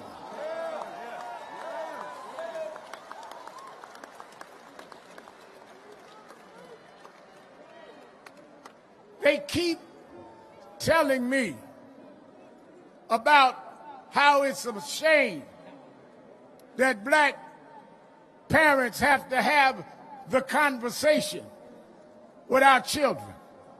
How we have to explain, if a cop stops you, don't reach for the glove compartment. Don't talk back. The conversation. Well, we've had the conversation for decades. It's time we have a conversation with America. We need to have a conversation about your racism, about your bigotry, about your hate, about how you would put your knee on our neck while we cry for our lives. We need a new conversation. Oh, we didn't come to start trouble, we came to stop trouble. You act like it's no trouble to shoot us in the back. You act like it's no trouble to put a chokehold on us while we scream, I can't breathe 11 times. You act like it's no trouble to hold a man down on the ground until you squeeze the life out of him. It's time for a new conversation. I wondered why. I asked Dr. Dice, why did they have the march at Lincoln's Memorial? Why didn't they go to the Jefferson Memorial? Why didn't they go to the Washington Monument? And he told me, you got to understand, Reverend Al, 100 years before 63, 1963 was 1863. 1863, Abraham Lincoln signed the Emancipation Proclamation. He promised us full citizenship if we fought to save the Union. He promised us 40 acres and a mule. We never got the full citizenship. We never got the reparations. We come to Lincoln because you promised, Mr. Lincoln, and the promise has been broken. And we come like Dr. King came 57 years ago to say we are tired of broken promises.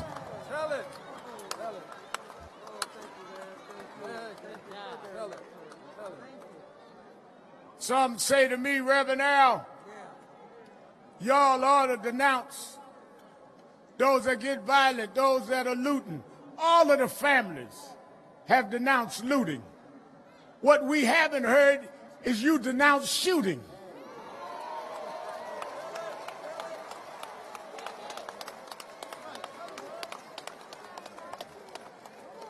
We will speak against the looting, but when will you speak against wrong police shooting?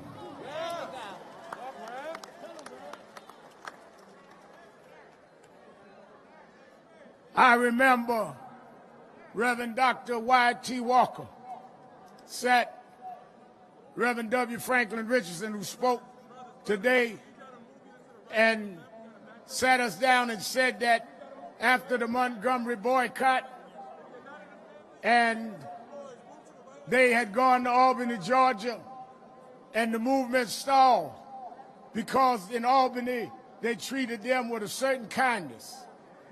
They said they wanted to find someone that would demonstrate the raw disregard for rights. And as they did, they went all over the South. And Reverend Fred Shuttlesworth told them to come to Birmingham because there was a police chief there named Bull Connor. And Bull Connor would act in an insensitive and brutal way. Well, in 1963 and 1964, they fought Bull Connor. Here we are in 2020. We've gone from Bull Connor to Bull Trump.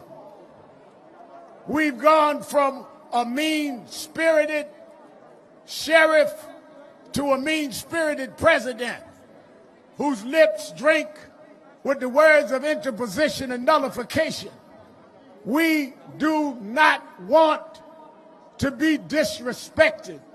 How do you speak while this young man, Jacob, lies in a hospital and you won't call his name? How do you sit while Breonna Taylor's in a grave and you won't call her name? How do you sit while Eric Garner's in a grave and you won't call his name? How do you sit while George Floyd is laying in a grave and you won't call his name? Well, Mr. Trump, look right down the block from the White House. We come to Washington by the thousands. We gonna call their name. We gonna call their name. We'll never let America forget what you done. Call their names.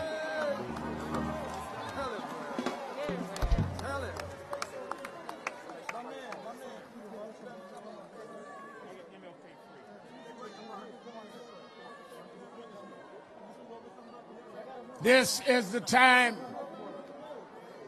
This is the time for legislative change. This is the time for us to vote like we never voted before. And don't just vote for the top of the ticket. Vote all the way down. Go down from the top to the bottom. Vote all the way to the dog catcher.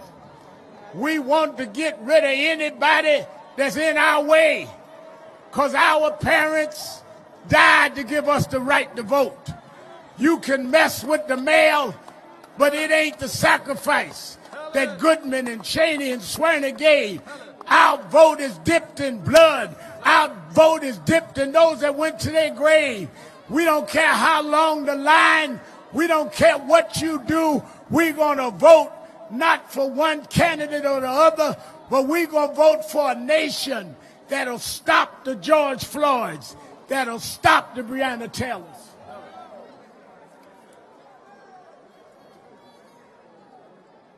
They say when George Zimmerman was acquitted for the murder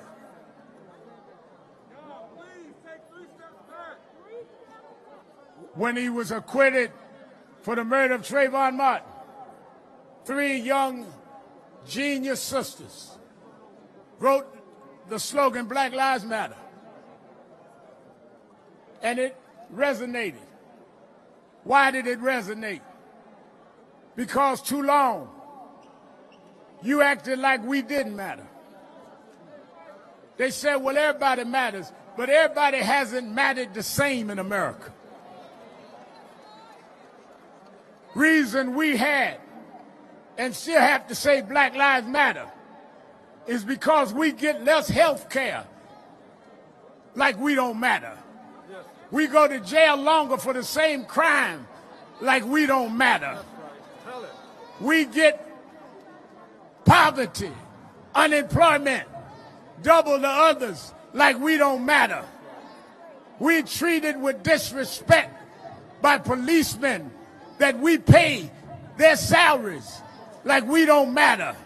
So we figured we'd let you know whether we tall or short, fat or skinny, light skin or dark skin, Black lives matter, and we won't stop until it matters to everybody.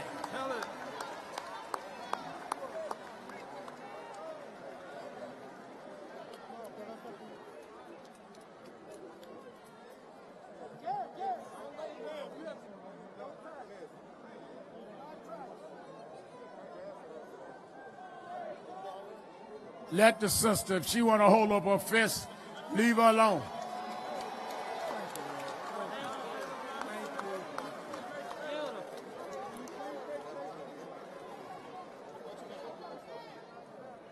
Let me say, as we hear from some of the victims, and as we get ready to march over to the King Memorial, 1963, Dr. King talked about he had a dream.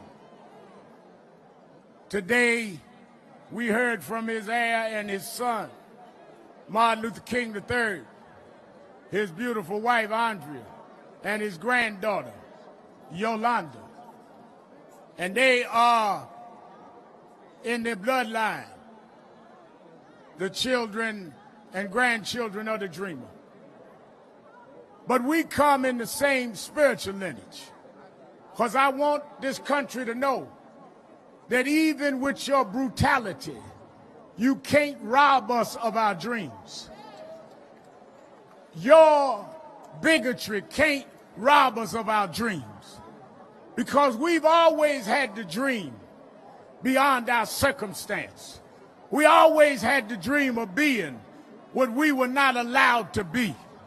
We are the dream keepers, which is why we come today, black and white and all races and religions and sexual orientations, to say this dream is still alive.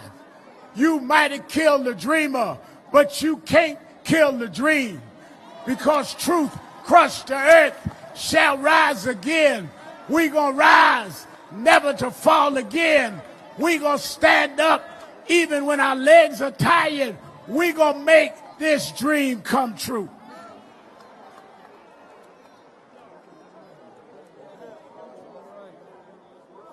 Let me say this. Let me say this as we close.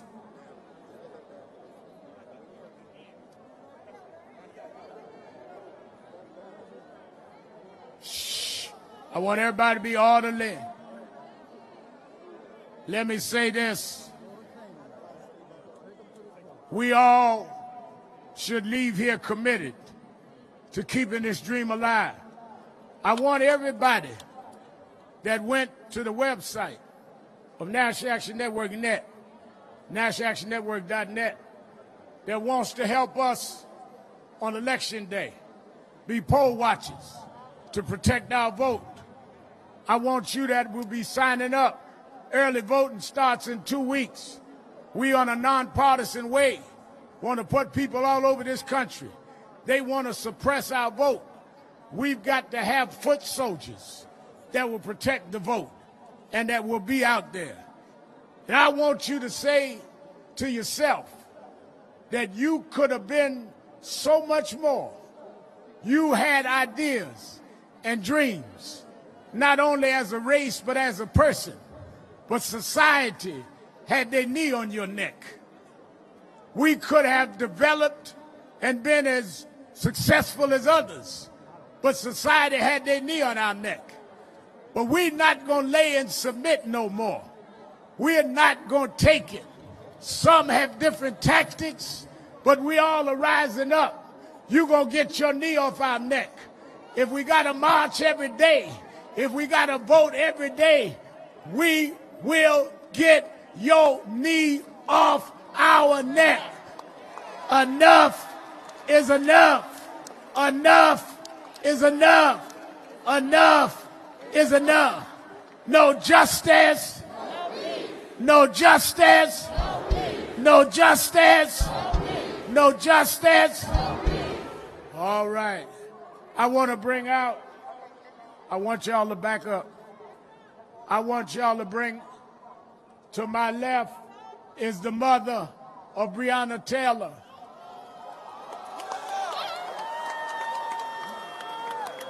Where the other family? Where they at?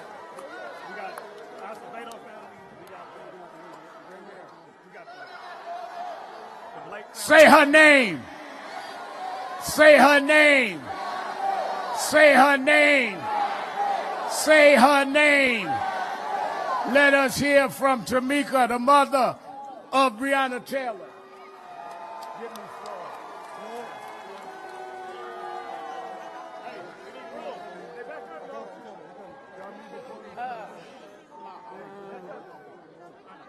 Hi, everybody.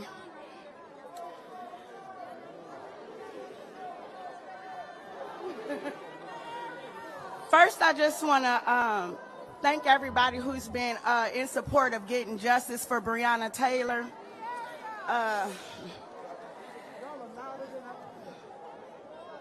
Second, I just want to, I got to thank Louisville, Until Freedom, my family, and most importantly, Kenneth Walker, for coming out here and continuing to say her name louder.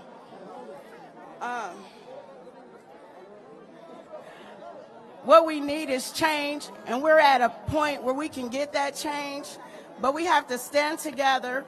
We have to vote.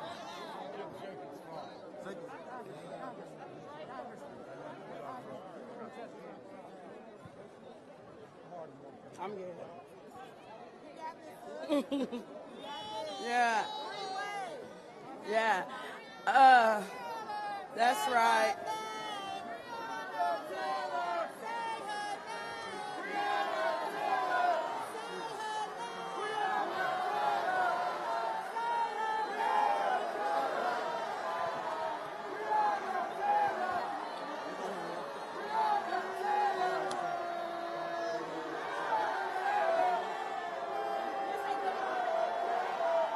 Say her name.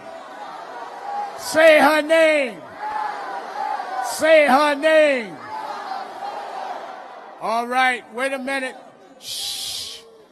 I brought Mr. Lincoln all of the broken promises. We all stopped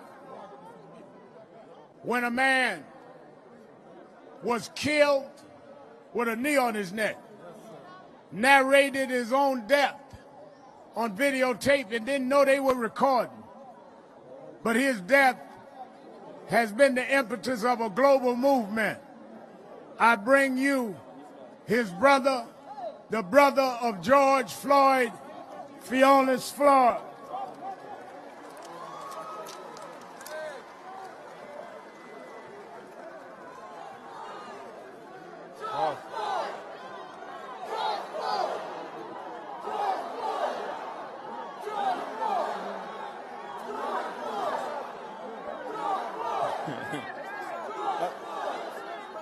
George Floyd. Hey. Man. Hey. Thank y'all. Get my sister Bridget, my attorney Tony Romanucci, my wife Keita,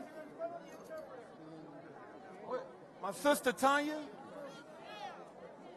my nephew Brandon. Your brother. Okay.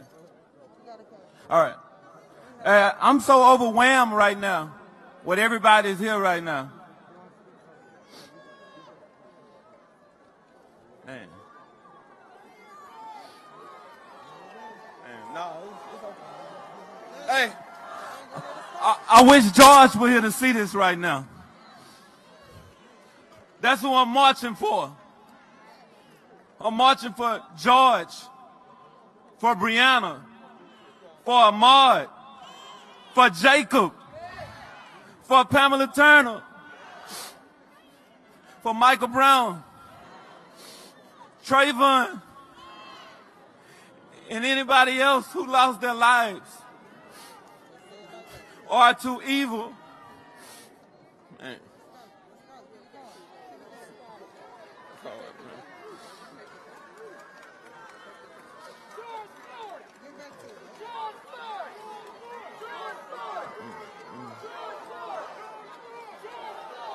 I got you.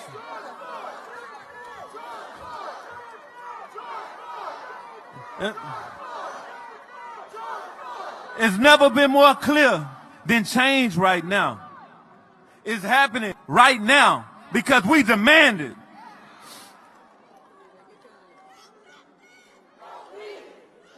Everyone here has made a commitment because they wouldn't be here for no other reason right now. It's hot, and I know it's hot, but as of now, we here because we are being fried right now, man.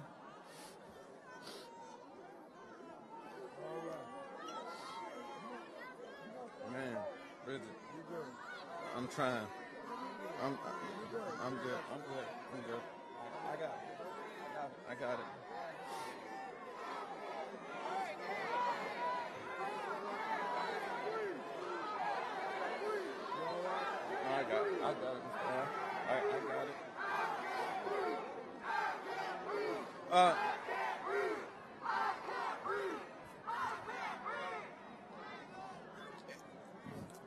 As of now, everybody out here right now, our leaders, they need to follow us while we're marching to enact laws to protect us.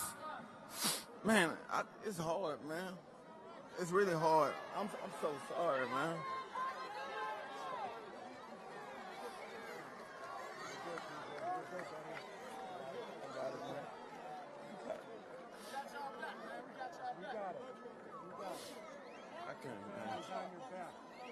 Man. My brother George, he's looking down right now. He's thankful for everything that everybody is doing right now.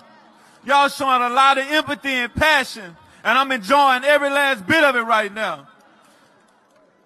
If it weren't for y'all, I don't know where I'll be right now, because y'all are keeping me running.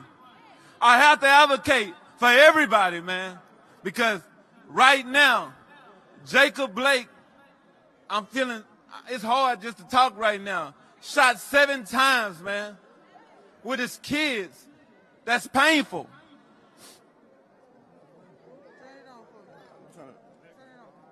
I'm done. I'm done. I'm letting my sister go. I forgot all that crying. I'm Bridget Floyd, George Floyd's sister.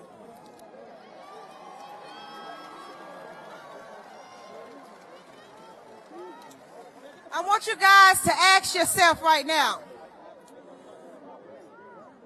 how would the history books remember you? What will be your legacy?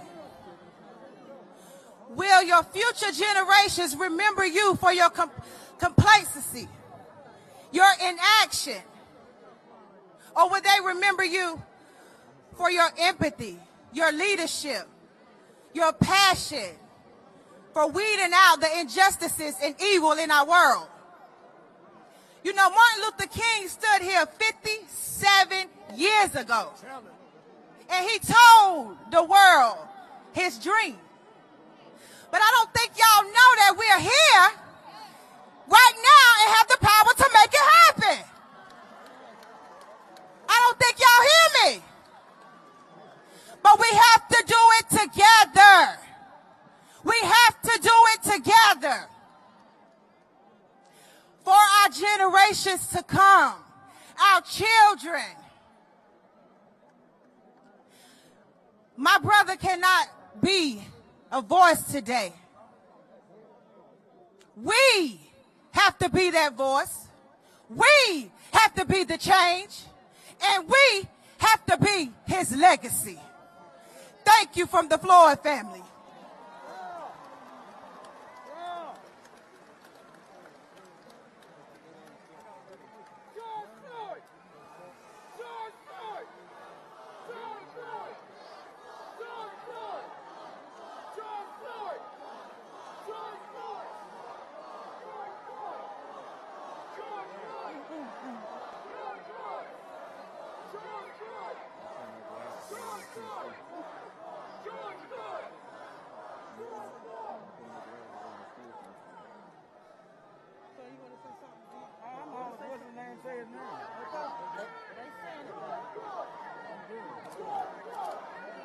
Say his name. Let's go. We done did our part. Let's go. You got your phone? Let's go. Come on. We going this way? Oh, okay. No, we're going right back behind you. We're going line up. We going this way? No, Quincy. Because we're going to line up for the march. Now, shh. Wait a minute. Y'all too close to each other. Y'all stretch your arms out and stretch out now. I know we outside and you got on a mask, but don't get that close. Y'all spread your arms and social distance. Y'all too tight up here.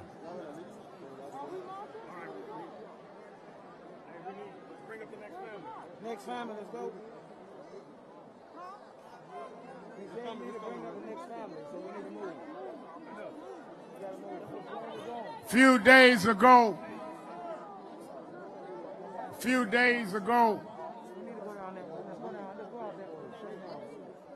okay. All right, go ahead. Go ahead. Follow Quincy. I was trying to say follow Quincy. Yeah, go ahead, follow Quincy. Okay, go ahead, Quincy. Come on, sisters. Follow Quincy.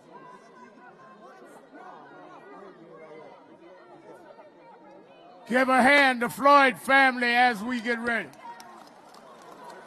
Please have one speaker. Shh.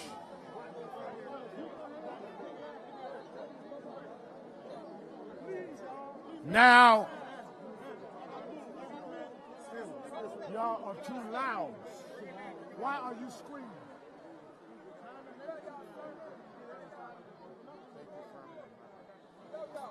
Now, a few days ago, I got a call and talked to a father whose son was shot in Kenosha, Wisconsin, 7 times in the back.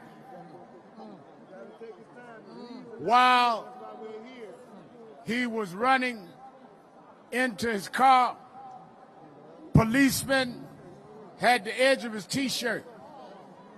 There was no weapon in his hand. There was no threat to the policeman. By law, a policeman should only use deadly force when they are on a life extenuating circumstance. What could have been the circumstance when a man's running away from you? What could have been the circumstance when a man is trying to get in his car? Now they say they may have found a knife in his car. Well, did they examine the police to see if they had X-ray vision to see through the car door? When he shot him, he didn't know what was in the car. What he knew was that a black man seems to be expendable. And we come to say we are no longer expendable. We are going to demand justice.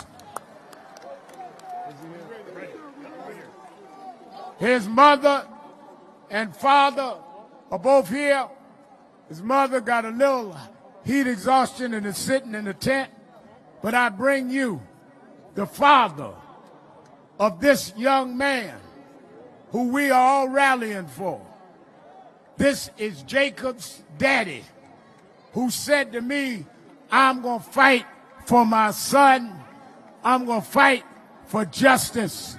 Let's welcome to the platform, Jacob Sr. Hey, we need to make way.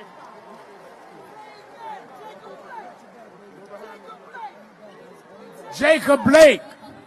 Say his name. Say his name. Say his name. Say his name.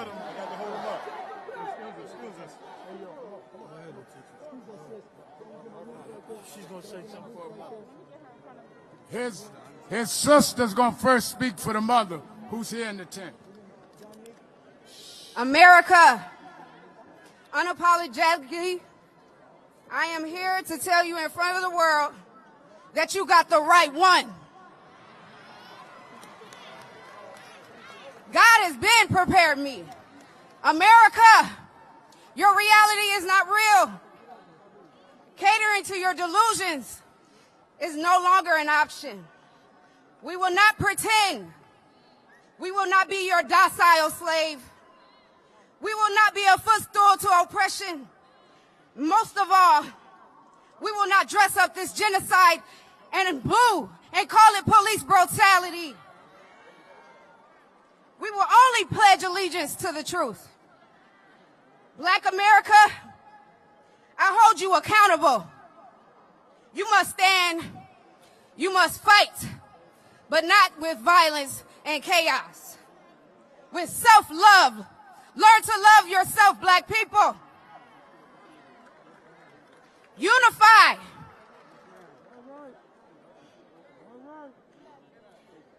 Group economics. Black women, you are your brother's keeper. I know it's heavy, but forgive him and heal. His manhood was taken from him a long time ago. Build him up. Black children, read, learn, grow, and live, and question everything. Black men, stand up. Stand up, black men. Educate yourself and protect the black family unit. Period.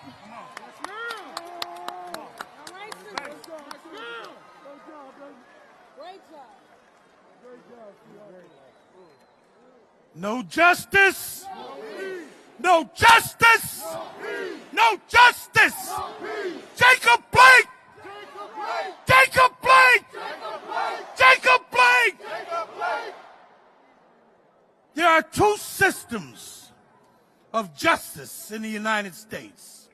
There's a white system and there's a black system. The black system ain't doing so well. But we're going to stand up. Every black person in the United States is going to stand up. We're tired. I'm tired of looking at cameras and seeing these young black and brown people suffer. We're going to hold court today. We're going to hold court on systematic racism. We're going to have court right now. Guilty. Yeah. Guilty. Guilty. Racism against all of us. Guilty. Guilty. Racism against Trayvon Martin. We find them guilty. Racism against George Floyd. We find them guilty. Racism against Jacob Blake. Abdul Dawala. If I said the name wrong, Allah forgive me. Guilty. And we're not taking it anymore. I ask everyone to stand up. No justice! No justice! I met this man when I was 7 years old. How did I know I was going to meet this man again in these circumstances? I truly did not want to come and see y'all today for these reasons. My father was in town for the first march on D.C. I have a duty. I have a duty to support and understand each one. I love everybody in this crowd. I love you. If nobody told you today, Big Jake loves you. But we're going to stand up, baby. We're going to stand up together. I need your strength. Big Daddy's legs ain't that good anymore. I need your strength. No justice. No peace. No justice. No peace. I love y'all.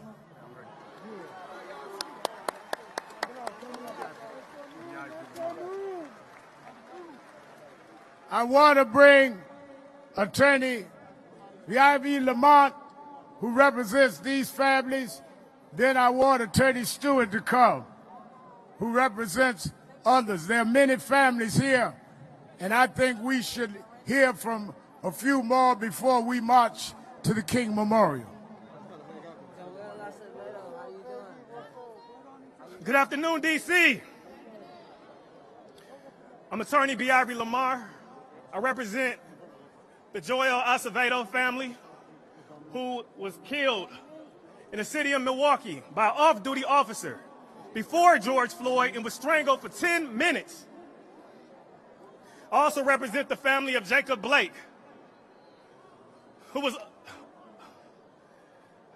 unhumanly just killed, shot 7 times, but he lives today.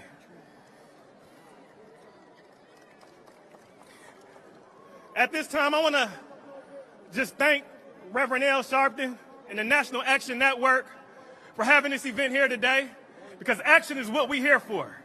I'm going to tell you right now, we're tired of talking. We're tired of talking. We're tired of playing games.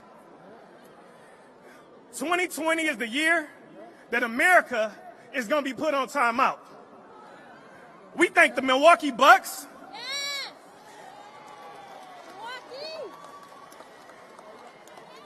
and all the NBA teams who sacrificed their game for this special cause. We thank the Major League Baseball, we thank all the actors, entertainers, celebrities across this country who utilize their platform for justice. Today, I just want to let you know, this is the last season of the police version of How to Get Away with Murder.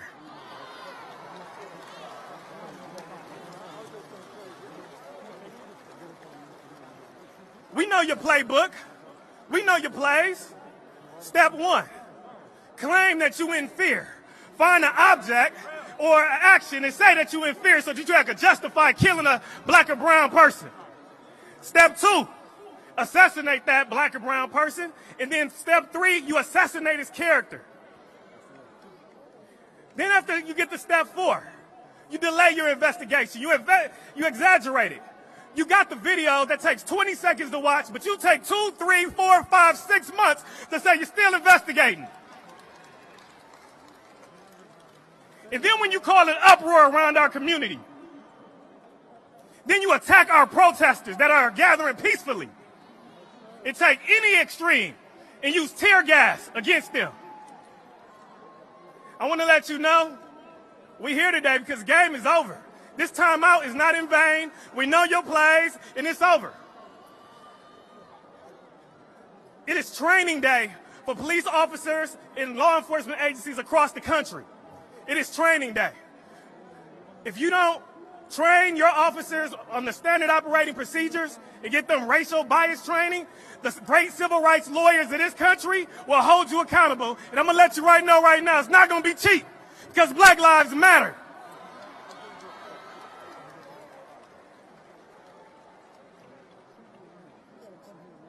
I want to thank you right now all across this country for standing up for justice, standing up for this very important cause. The time is now to take change, and we're not going to stop until we get it. And we're going to shut it down if we don't get it. If we don't get it, thank you. Yeah, I'll stay there. 2 minutes. 2 minutes. Now I'm going to bring up the family of Joel Acevedo, another case in the state of Wisconsin where an officer strangled an innocent man for 10 minutes. Ooh.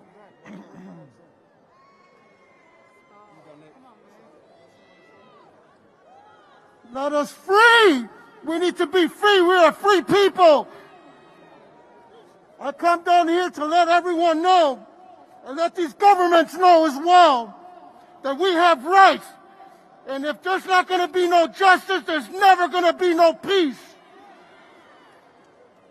I love that this is what God wants our brothers and sisters to stand in one and unity with the Hispanics, Asians, every different nationality that is standing for right. Joel Acevedo did not deserve to die. He was my son, invited to a police party where there was drugs and alcohol. The city of Milwaukee's been hiding this case. They choked him for over 10 minutes into the officer's house, Michael Mattioli, along with his two accomplices that they want to use as witnesses, Andrew Joukowsky and Eric. Mr. Peterson, I tell you right now, America, wake up, because you're going to get a rude awakening. And we come against you, Satan, in the name of Jesus Christ. We stand for what's right. Thank you. I love you all. As we bring on Attorney Stewart and the family of Ahmaud Arbery, hold it. We're trying to get everybody in. As we get the next set of family members to come forward and then prepare to march to the King Memorial. Many athletes and artists have stood for justice. One of them said, I'm coming to sing for the family. May we hear from internationally acclaimed artist B.B. Winans.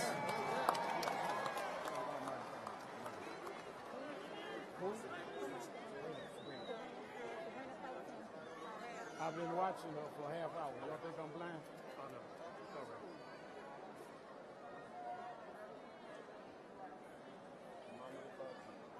No justice!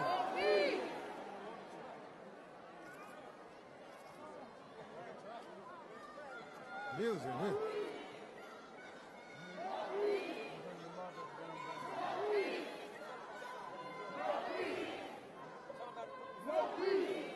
This song I wrote after the death of Freddie Gray. My son at the time was 15 years old, and all I remember was seeing my son's eyes in Freddie's eyes. And I went to the piano and I wrote a song, not just for my son, but for every son and every daughter that's represented. Black lives matter. I said black lives matter. Black lives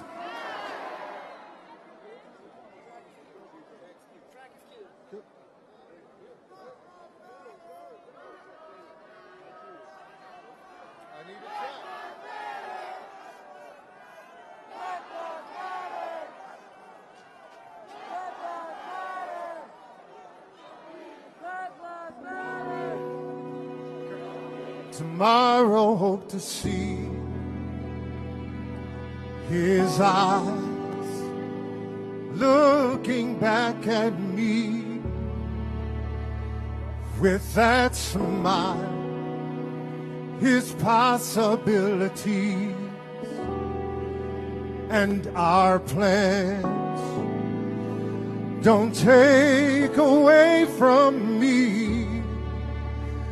With your hands at night I close my eyes and I pray, Lord, cover him with love and your grace.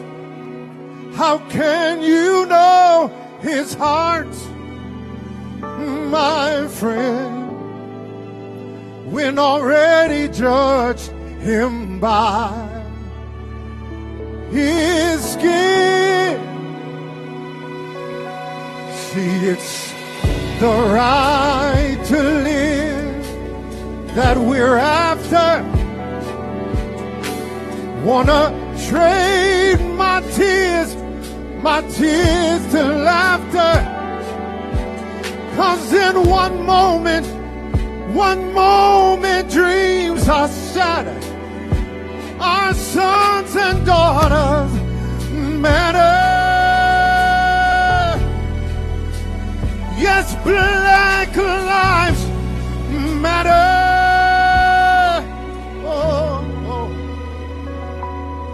So let my words resound clear, with hands lifted high and revered urgently. Regard, dispel fears in hope of saving lives that we hold dear. Yes, we do. See, it's the right to live that we're after. We must trade our tears for laughter. 'Cause in one moment, dreams are shattered. Our sons and daughters, they matter. Yes, they do. Black lives matter. Oh, yes, they do. My children, your children, rich children, poor children. Jesus loves the little children, all the children of the world. Your children, her children, his children, our children. Jesus loves the little children, all the children of the world. It's the right to live. It's the right to live. I'm after. We must trade these tears for laughter. 'Cause in one moment, dreams are seeing. Our sons and daughters matter. Yes, they do. Yes, they do. Black lives matter.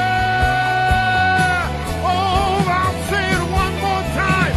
Oh, your children, my children, rich children, poor children. Jesus loves the little children, all the children of the world. His children, her children, your children, my children. Jesus loves the little children, all the children of the world. It's the right, we have a right to live that we're after. Oh, this is the time to trade our tears for laughter. 'Cause in one moment, dreams are shattered. Our sons and daughters, they matter. Yes, they do. 'Cause black lives matter. Oh, so tomorrow I hope to see my son eyes looking back at me.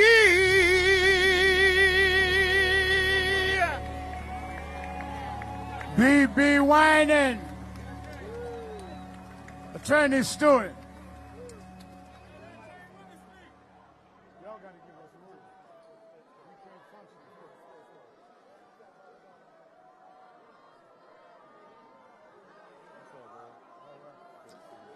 I'm Attorney Chris Stewart with Attorney Justin Miller, and I bring you words and thanks for the support that y'all have given us in all of our cases. On behalf of Gianna Floyd, the daughter of George Floyd. On behalf of Rashard Brooks, and Tamika Brooks is in the crowd. On behalf of Walter Scott and Alton Sterling and all of the other names, the support is because of the community here, because of Rev, because of Lee Merritt, because of Ben Crump, because of all of the people that are standing up and fighting. 57 years ago, we were standing right here trying to fight poverty and oppression. That illness has not changed. There has been no vaccine for racism. There's been no quarantine for police brutality. And that's what we're here for today, because we're all the cure. All of these families up here, their children are not victims. They're the vaccine. Thank you for your support. Continue to fight, because without you, we're nothing. Let us hear. Attorney Merritt is bringing the mother, the sister of Botham Jean, killed by a policewoman who said she thought it was her house. Let us hear from his sister.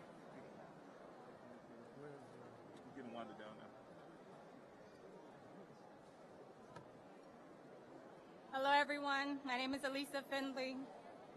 I first want to thank the National Action Network. I would like to thank the National Action Network, Reverend Al Sharpton and Martin Luther King III for organizing and convening this march. Botham Jean is my brother. September 6th marks 2 years since I last heard his voice, heard his laugh, 2 years since my family has felt whole. Because September 6th will be 2 years since Amber Geiger shot my brother through his heart. Botham died while sitting at his home, eating ice cream and watching football. He was minding his own business. Since then, I have been on a mission to seek reform to the severely broken justice system, because Botham would still be alive today.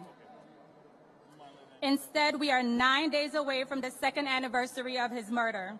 2 years of saying his name and Antoine Rose's name, 10 years of seeking justice for DJ Henry, 4 years of saying Terrence Crutcher's name, saying Chantel Davis, Delron Small, Sandra Bland, Tatiana Jefferson, and so many others.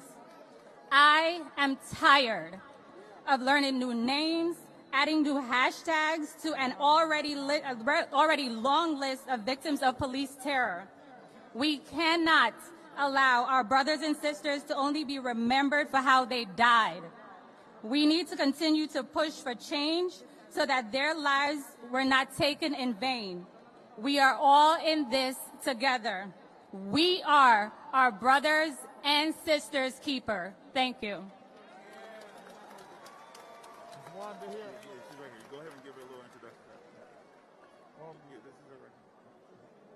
The mother of Ahmaud Arbery, young man jogging, shot down in cold blood in Georgia, Brunswick, Georgia. Give Wanda a big hand.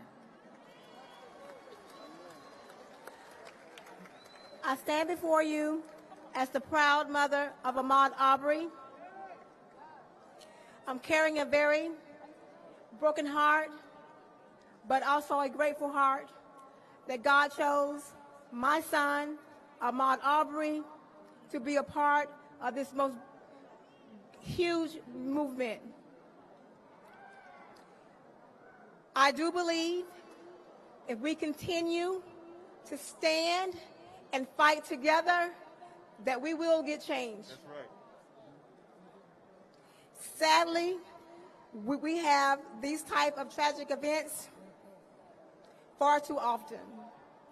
But I want each of you to please don't forget their names.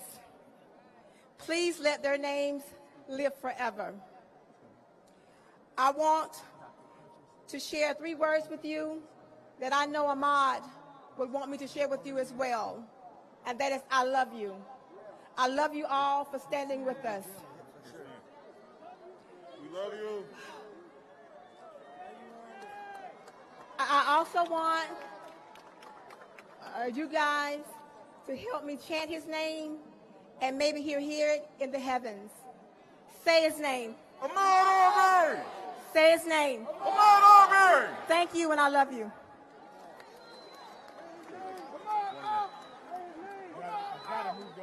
I can skip. Yeah, you don't have to do me at all. You spoke, right? No. Okay. In 1 minute. Let us hear from Attorney Lee Merritt. Black power. I said black power. Black power.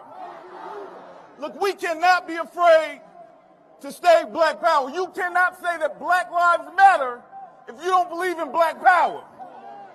Black power. The only way we stop this from happening is when we begin to exercise our own power. I've been hearing a lie from the Republican National Convention all week, and they keep telling me that this man freed the slaves. Let me tell you something. Lincoln didn't free no slaves. We freed the slaves. We free ourselves when we fight for ourselves, and we fight for ourselves through black power. Say it with me. Black power. Black power. Say their names. Tatiana Jefferson, Jamel Roberson, Ahmaud Arbery, Botham Jean, Oscar Grant, Seville Smith, DeAndre Yarber, Terrence Crutcher. It's so many names we can't say them all, but listen, when we say black power, that means it all. So one more time so they hear you in the White House. Black power. Let us hear from the father of Ahmaud Arbery.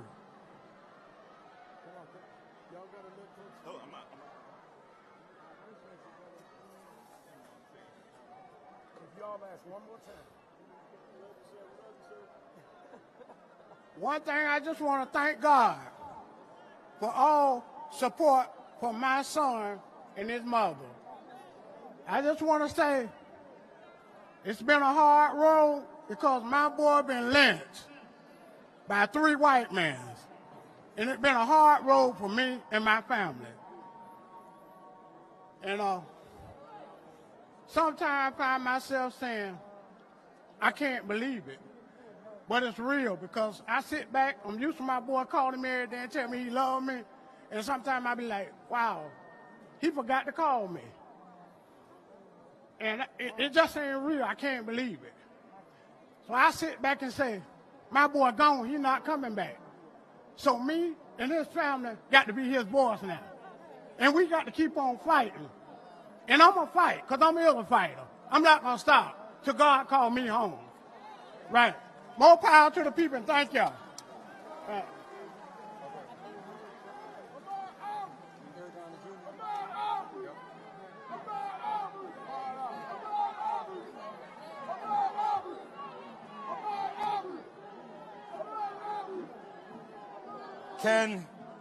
Can we also say the name Trayvon Martin? Trayvon Martin. Trayvon Martin. Please welcome Trayvon Martin's mother, our hero, our shero, Sabrina Fulton. As she comes, Trayvon Martin. Trayvon Martin. Trayvon Martin. Trayvon Martin. Sabrina Fulton. Thank you, thank you, thank you, thank you. I just want to say, even though we're going through a crisis, even though it looks dark, I want to tell you to be encouraged. I want to tell you, in spite of what we go through, be strong, stand tall, be encouraged. Don't stop saying Black Lives Matter.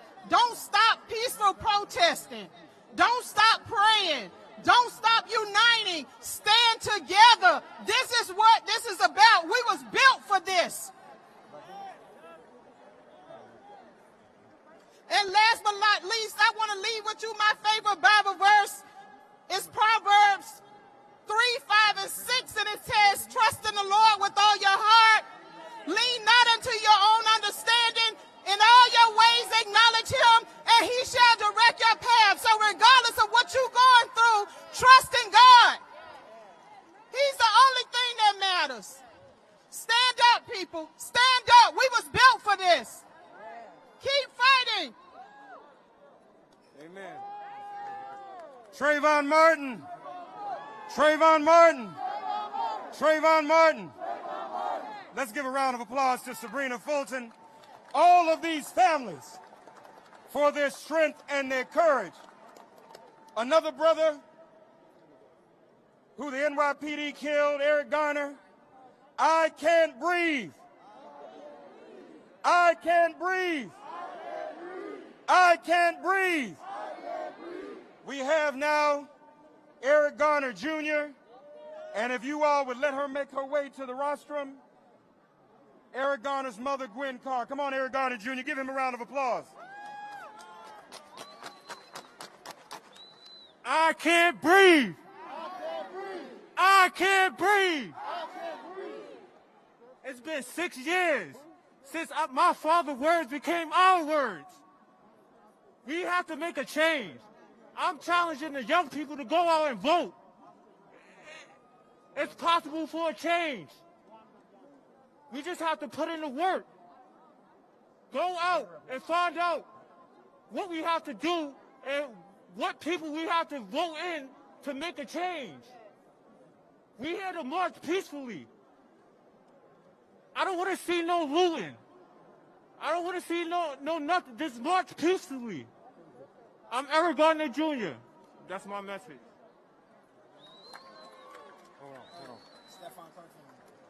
We have the mother of Oscar Grant, ladies and gentlemen. Just a word, quickly, please. What's your name? Rhonda Johnson, ladies and gentlemen. Rhonda Johnson. Good afternoon. I want you to know that this race is not given to the swift nor to the strong, but to the one who endures. And we are a fighting people. Micah 6:8 says, what does the Lord require of you? To walk humbly and justly. And when we think about justice, we look as a people, we have not received the justice that we deserve.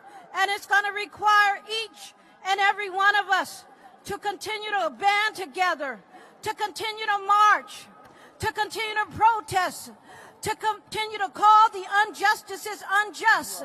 And you, as a people, we as a people, can make it happen. We can change some of the laws that are before us. If we band together, I have with me my brother, Cephas Johnson, Uncle Bobby, and we are here to fight till the end because we know from Oscar's case, only 11 months in the county jail, where is the justice? Where is the justice? We look at liberty, and liberty is imbalanced. And until we as a people begin to fight like we are fighting on today, like Martin Luther King had that dream. And so we must have the dream that we're going to see equality of all people. I am Oscar Grant. Say his name. Say his name. Say his name. Say his name. Louder. Say his name. All right, we love you. We got a couple more out of respect. We just need everyone to bring very brief greetings so we can line up to march. The mother of Dontre Hamilton. Give her a round of applause. The people have the power. We will show up on November the 3rd to take our country back. We will show up November the 3rd to take our family back. I am Dontre Hamilton's mother. That's just not even fair. He was shot 14 times for sleeping in a park. I will never stop fighting for you. Let's fight together. Vote. Hold on.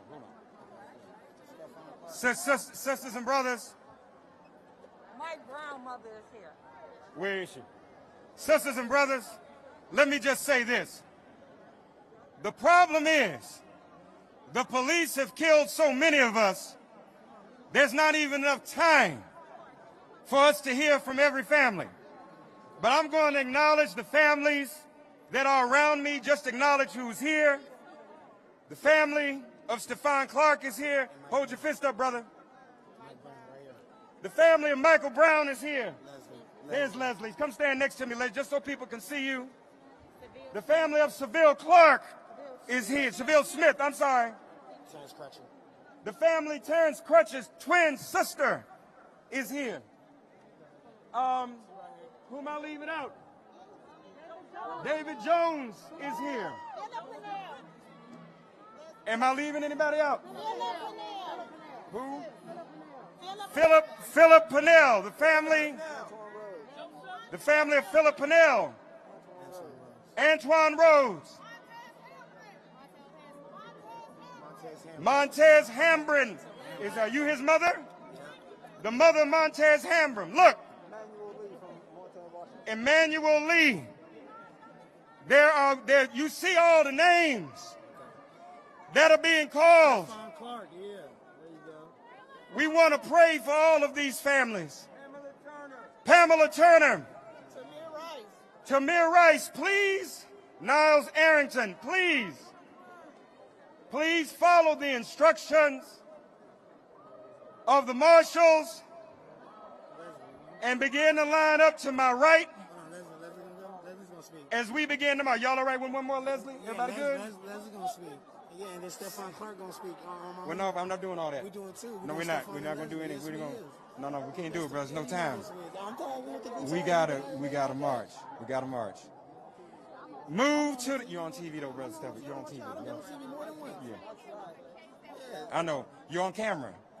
Okay. We didn't come out from California or nothing. All right. All my mama kids. You need to. So, let's let everybody line up. You can see the crowd shifting to the right. Let's make way for these families to lead the march. You get over there, maybe you can jump on the mic over there. All right? I'm sorry. It's just one person after another. It's coming, brother. Who? Tony Robinson. Oh, then I gotta let everybody speak, and we don't have time. I know, but she be speaking right now. Because she's been here since this morning. That's Reverend Sharp's decision. I know. He flew us in for that purpose. All right. Joseph Richardson.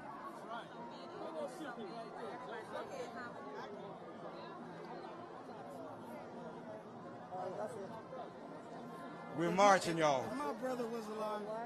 Oh, you're so lucky my brother did. You know this mic is hot on television. Fuck if it's hot or not. I'm Stephon Clark. I'm Devontae Clark. I'm no sweat. Devontae Clark. Devontae Clark. Get it right. I didn't hear you, brother. Devontae Clark. Are you threatening me? Yeah. Yeah, I'm definitely threatening. You don't want to do that on TV. Y'all talk to the brother. He don't want to threaten me on TV. They don't want to talk to you. No, I'm not going to be threatened up here with this. This brother here. I'm not. I know. I just came. I acknowledge you. That's what I did.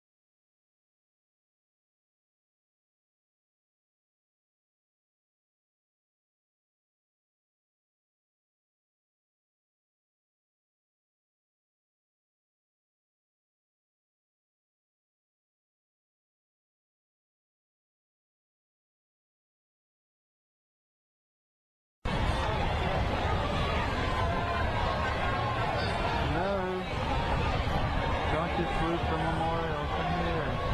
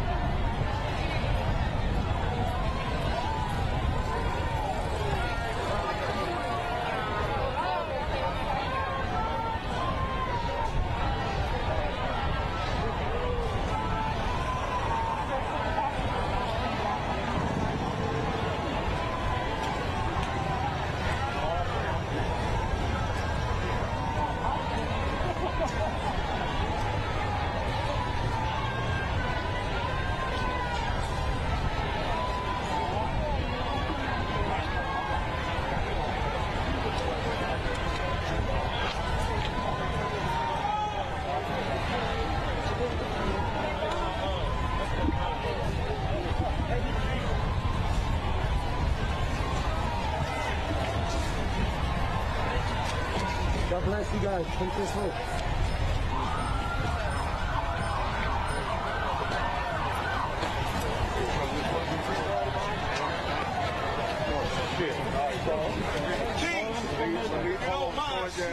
We waiting for the delegates to meet up with us, and the delegates gonna come through us. Y'all lead the way. Right here.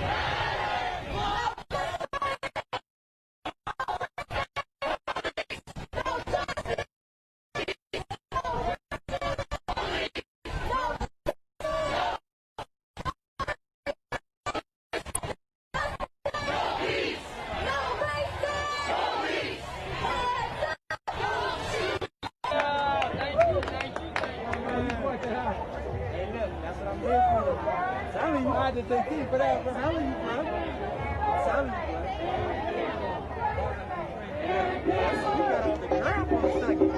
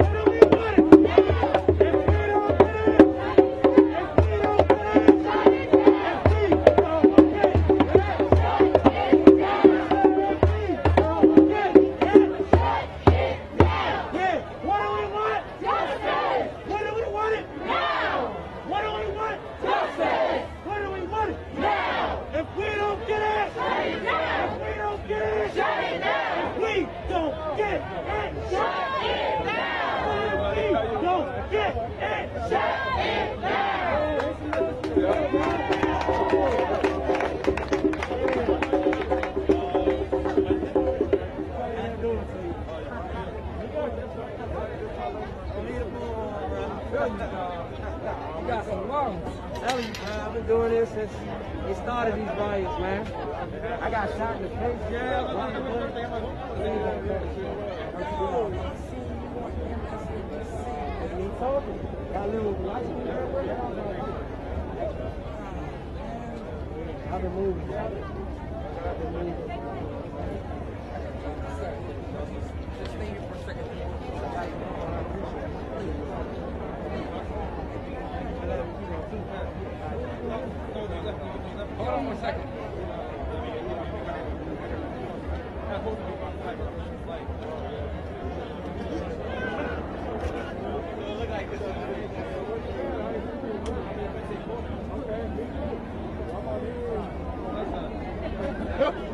I got my second win. I was saving this. I was saving this energy for a while.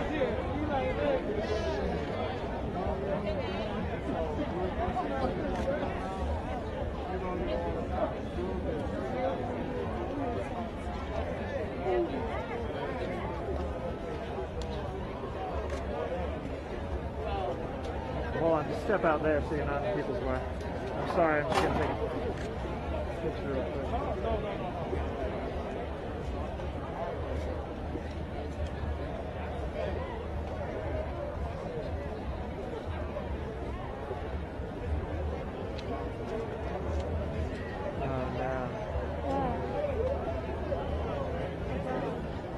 This temperature is too high for phone use. Yeah, mine's doing the same thing. Oh man, I just... Temperature's too high for phone use. Wait, really? It won't take a picture? Oh, that's really annoying. Oh well. I mean, this...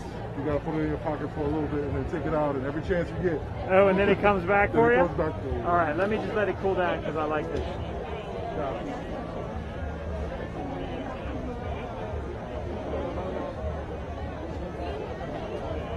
Doesn't it make you feel good to be here though?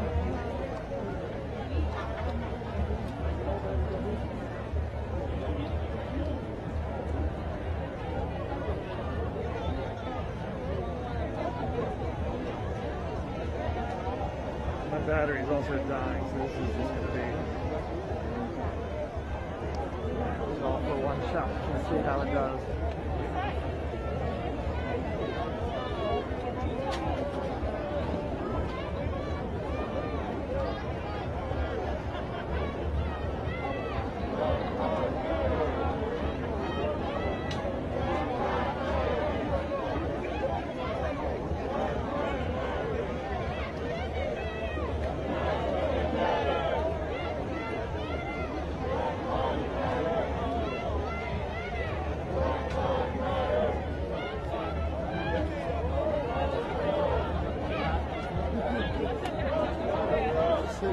Any luck? Not yet. I mean, I can't tell if it's warmer in my pocket. I want to put it in the breeze. Oh, you have a camel pack? Put it next to the camel pack. That should keep it cool. The water's still cool. Hey, that's military guy, man. Yeah, that is smart. Beer. Because I trust any kid to take a good photo, but... Oh, yeah, of course. Of course. Oh, that's awesome. Thank you so much. Where did you serve? Army, mostly stateside. So all of the ligaments in my ankle, that's the main reason I have to get up. Gotcha. Thank you for your service in any case. Thank you, sir.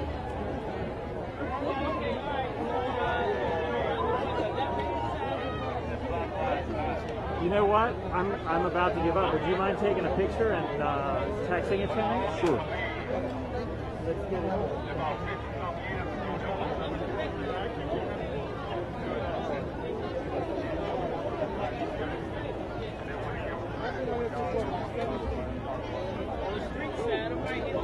One more?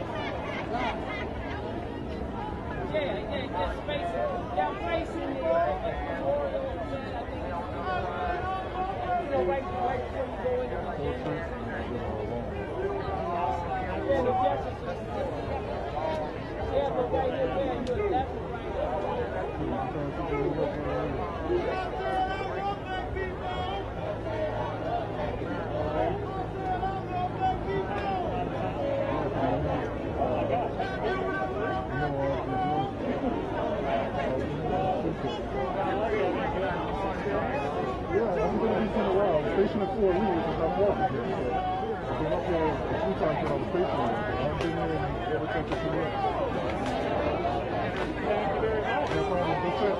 All right, I'm going to be safe.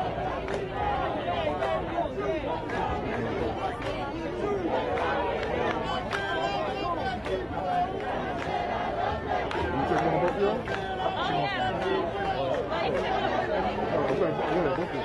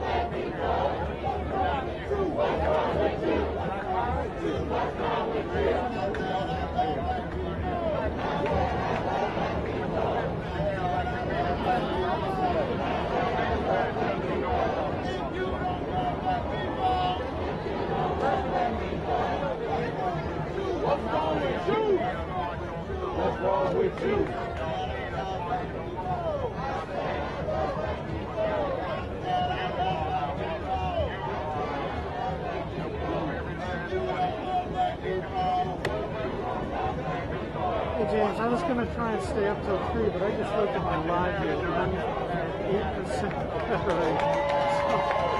So, I didn't want it to like drop in the middle of anybody going. No, I'm not. I'm still up, so I just wanted to check with you.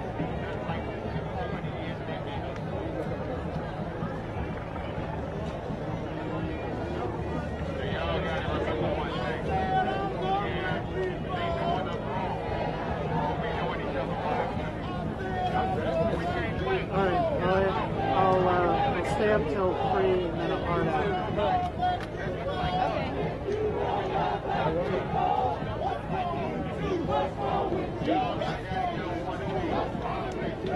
No.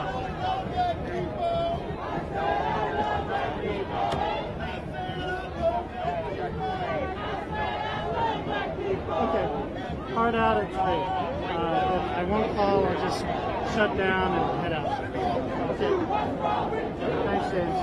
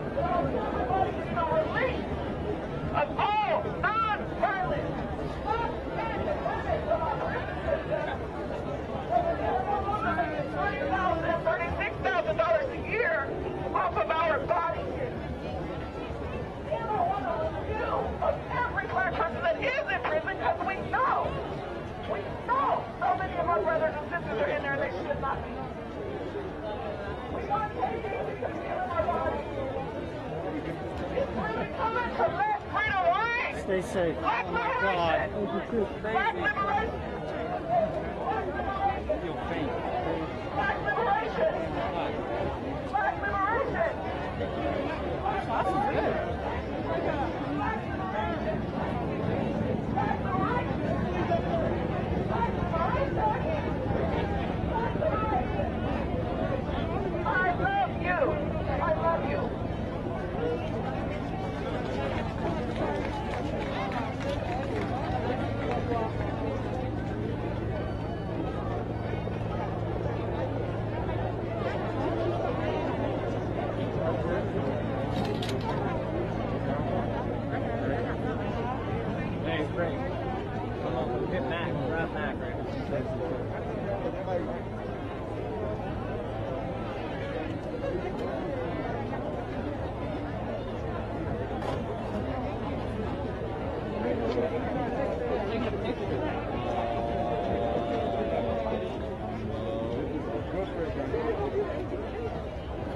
Samaritan moment.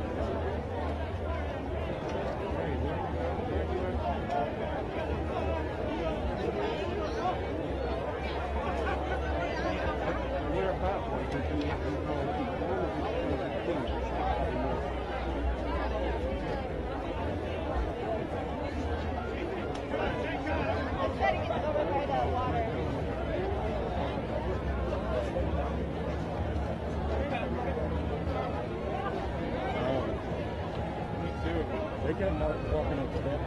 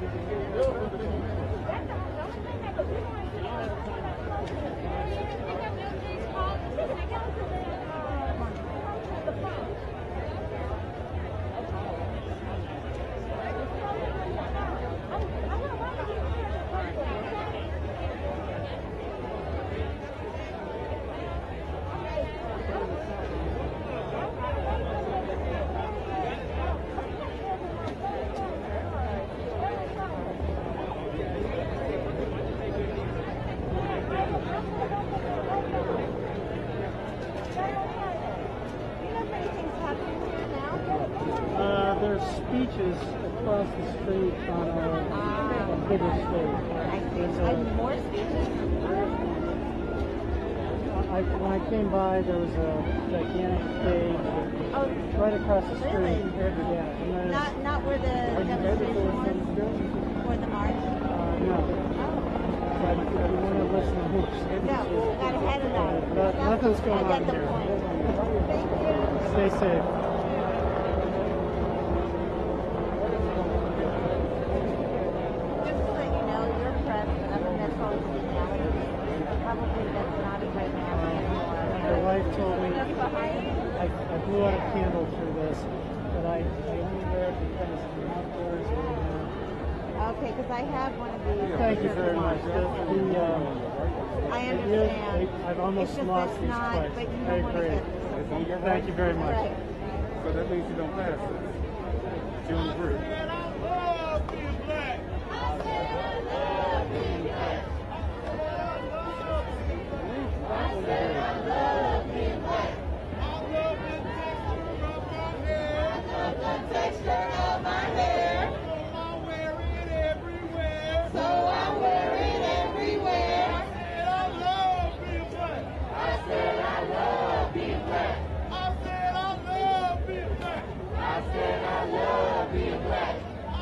Hey, Jeremy, it's Dano.